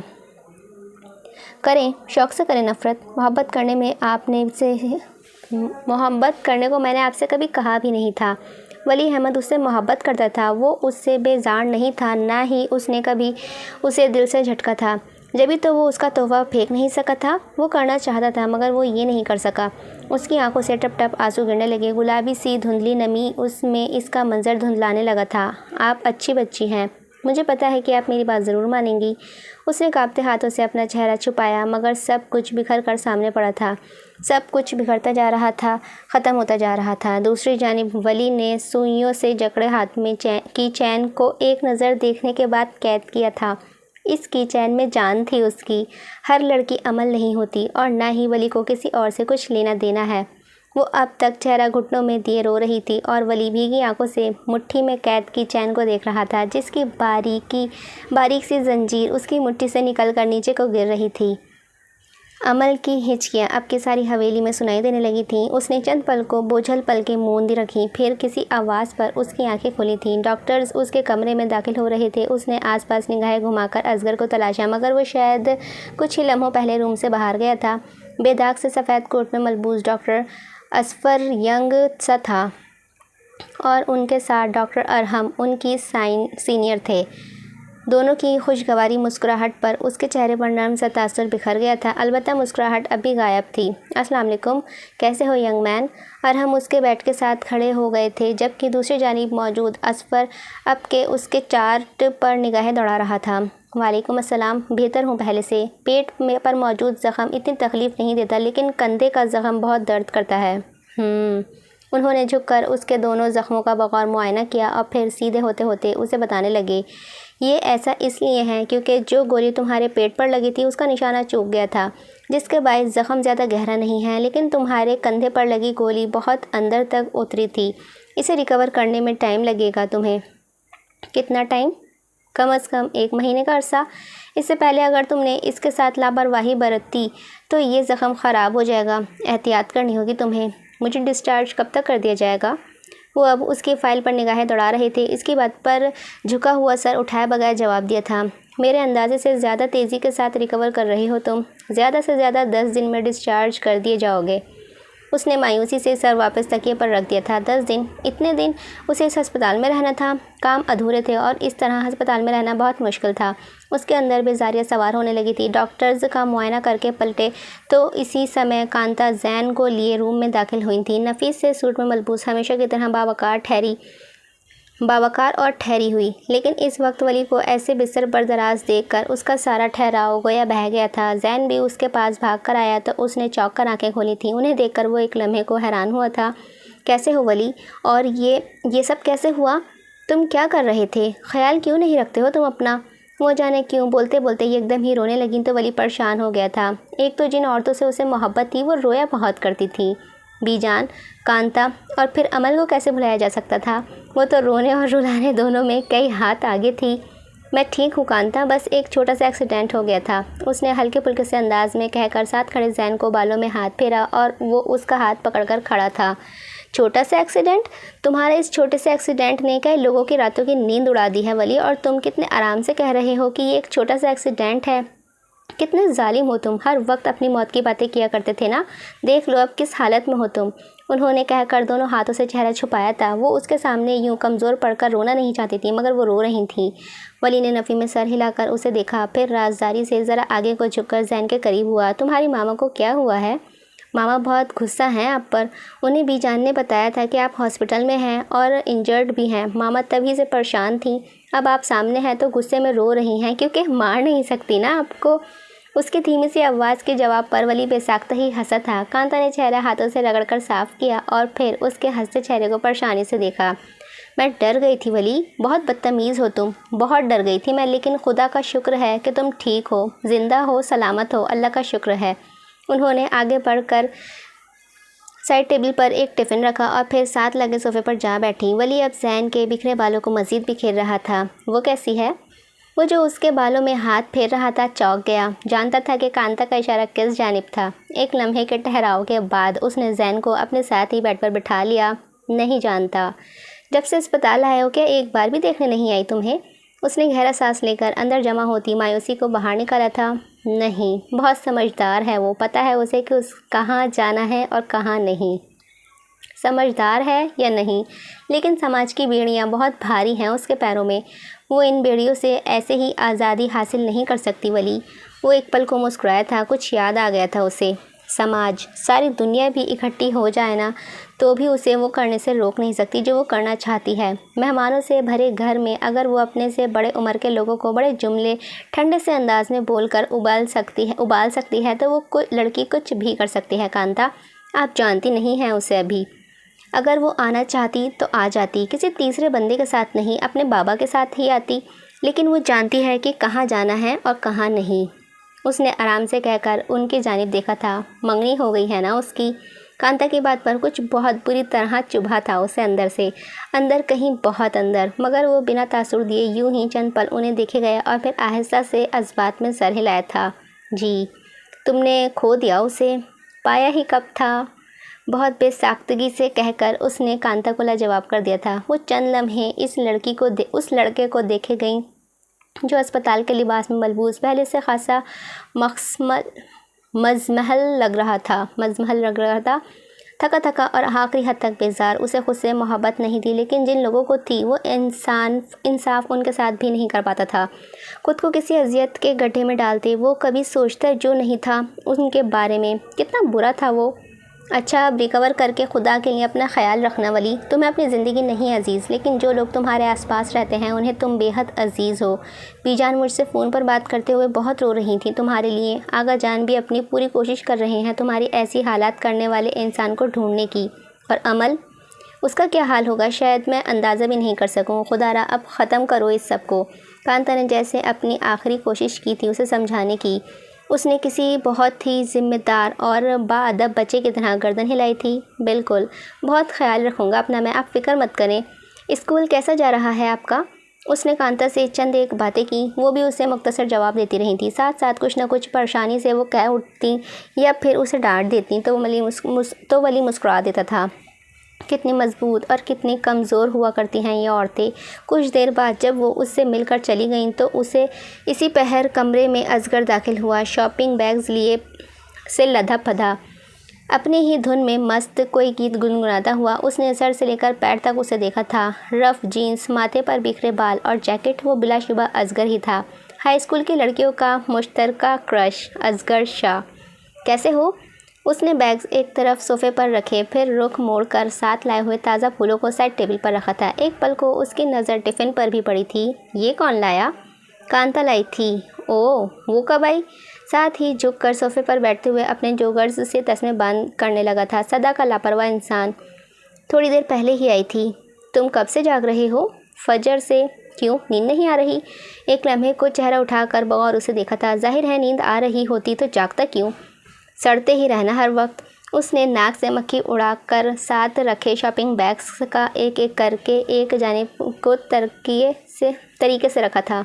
ये मैंने तुम्हारे लिए थोड़ी सी शॉपिंग की है, 10-15 दिन में ठीक हो जाओगे तुम, फिर पहन लेना इन कपड़ों में से कुछ। पहले ही इतने बदसूरत हो, ऊपर से इस हॉस्पिटल के कपड़ों में तो अजीब ही लग रहे हो। उसने मज़े से कहकर उसे देखा तो वली ने उसे ये हो गया तुम्हारा वाली नज़रों से देखा था। क्या हुआ, परेशान हो क्या किसी बात पर? उसने गहरा सांस लिया था। नहीं, कहते ही उसने चेहरा दूसरी जानिब फेर कर आंखें मूंद ली थी। असगर जानता था कि उससे ज़्यादा उससे पूछना बेकार था, इसीलिए फिर मज़ीद कोई बात के बगैर वो वहाँ से उठ गया। उसके जाते ही वली ने अपनी मुंदी आंखें खोली थी। अस्पताल के सफ़ेद पेंट से रंगी बेरंग सी छत को तकते उसकी नज़रों के पार अमल ज़मान सफ़ेद लिबास में जगमगा रही थी, लेकिन फिर ताज़ा सुर्ख खून के धब्बे, अपने लिबास पर लगा खून, वो क्यों उसके खून से दागदार हो रही थी? क्या उस पर कुछ ऐसा आने वाला था जिसकी वजह वली होगा? बिखर कर उसने गहरा सांस लिया था। फिर दोनों हाथों पर जोर देकर उसने उठने की कोशिश की। तकलीफ़ बढ़ने लगी, सांस फूल गया, लेकिन वो उठ नहीं सका था। तकलीफ़ बहुत ज़्यादा थी। बेबसी से सरतके पर टिकाते उसे बहुत से वसवसों ने आन घेरा था। अगर हाशिम ने उसके पीछे अमल को कोई तकलीफ़ पहुंचाई तो वो, अगर शाज़िया ने उस पर कोई बदनामी का दाग लगाने की कोशिश की तो उफ। बालों में हाथ फेर कर उसने बढ़ती बेचैनी को कम करने की कोशिश की थी, लेकिन तन्हा रास्तों के मुसाफिर अक्सर यूं ही बेचैन रहा करते हैं। इसी पल कहीं दूर मस्जिद से ज़ोहर की अजान गूंजी तो वो चौंका। नमाज। एक अरसा हो गया था उसे नमाज पढ़े, एक अरसा हो गया था उसे मस्जिद की शक्ल देखे, लेकिन फिर भी उसके सख्त से दिल में कोई नरमी पैदा नहीं हुई। उसे कुछ भी महसूस नहीं हो रहा था, ना ही नमाज़ पढ़ने का दिल चाह रहा था और ना ही किसी से शिकवा करने के लिए उसने सर उठाया था। खामोशी से बिस्तर पर लेटे वाली अहमद की सपाट से खोल में दरारें पड़ने लगी थीं। अजान की आवाज़ अब के वाज़ा तौर पर सुनाई देने लगी थी। ऐसी आवाज़ जो निजात की जानिब बुलाया करती थी, ऐसी आवाज़ जो कामयाबी की जानिब दावत देती थी।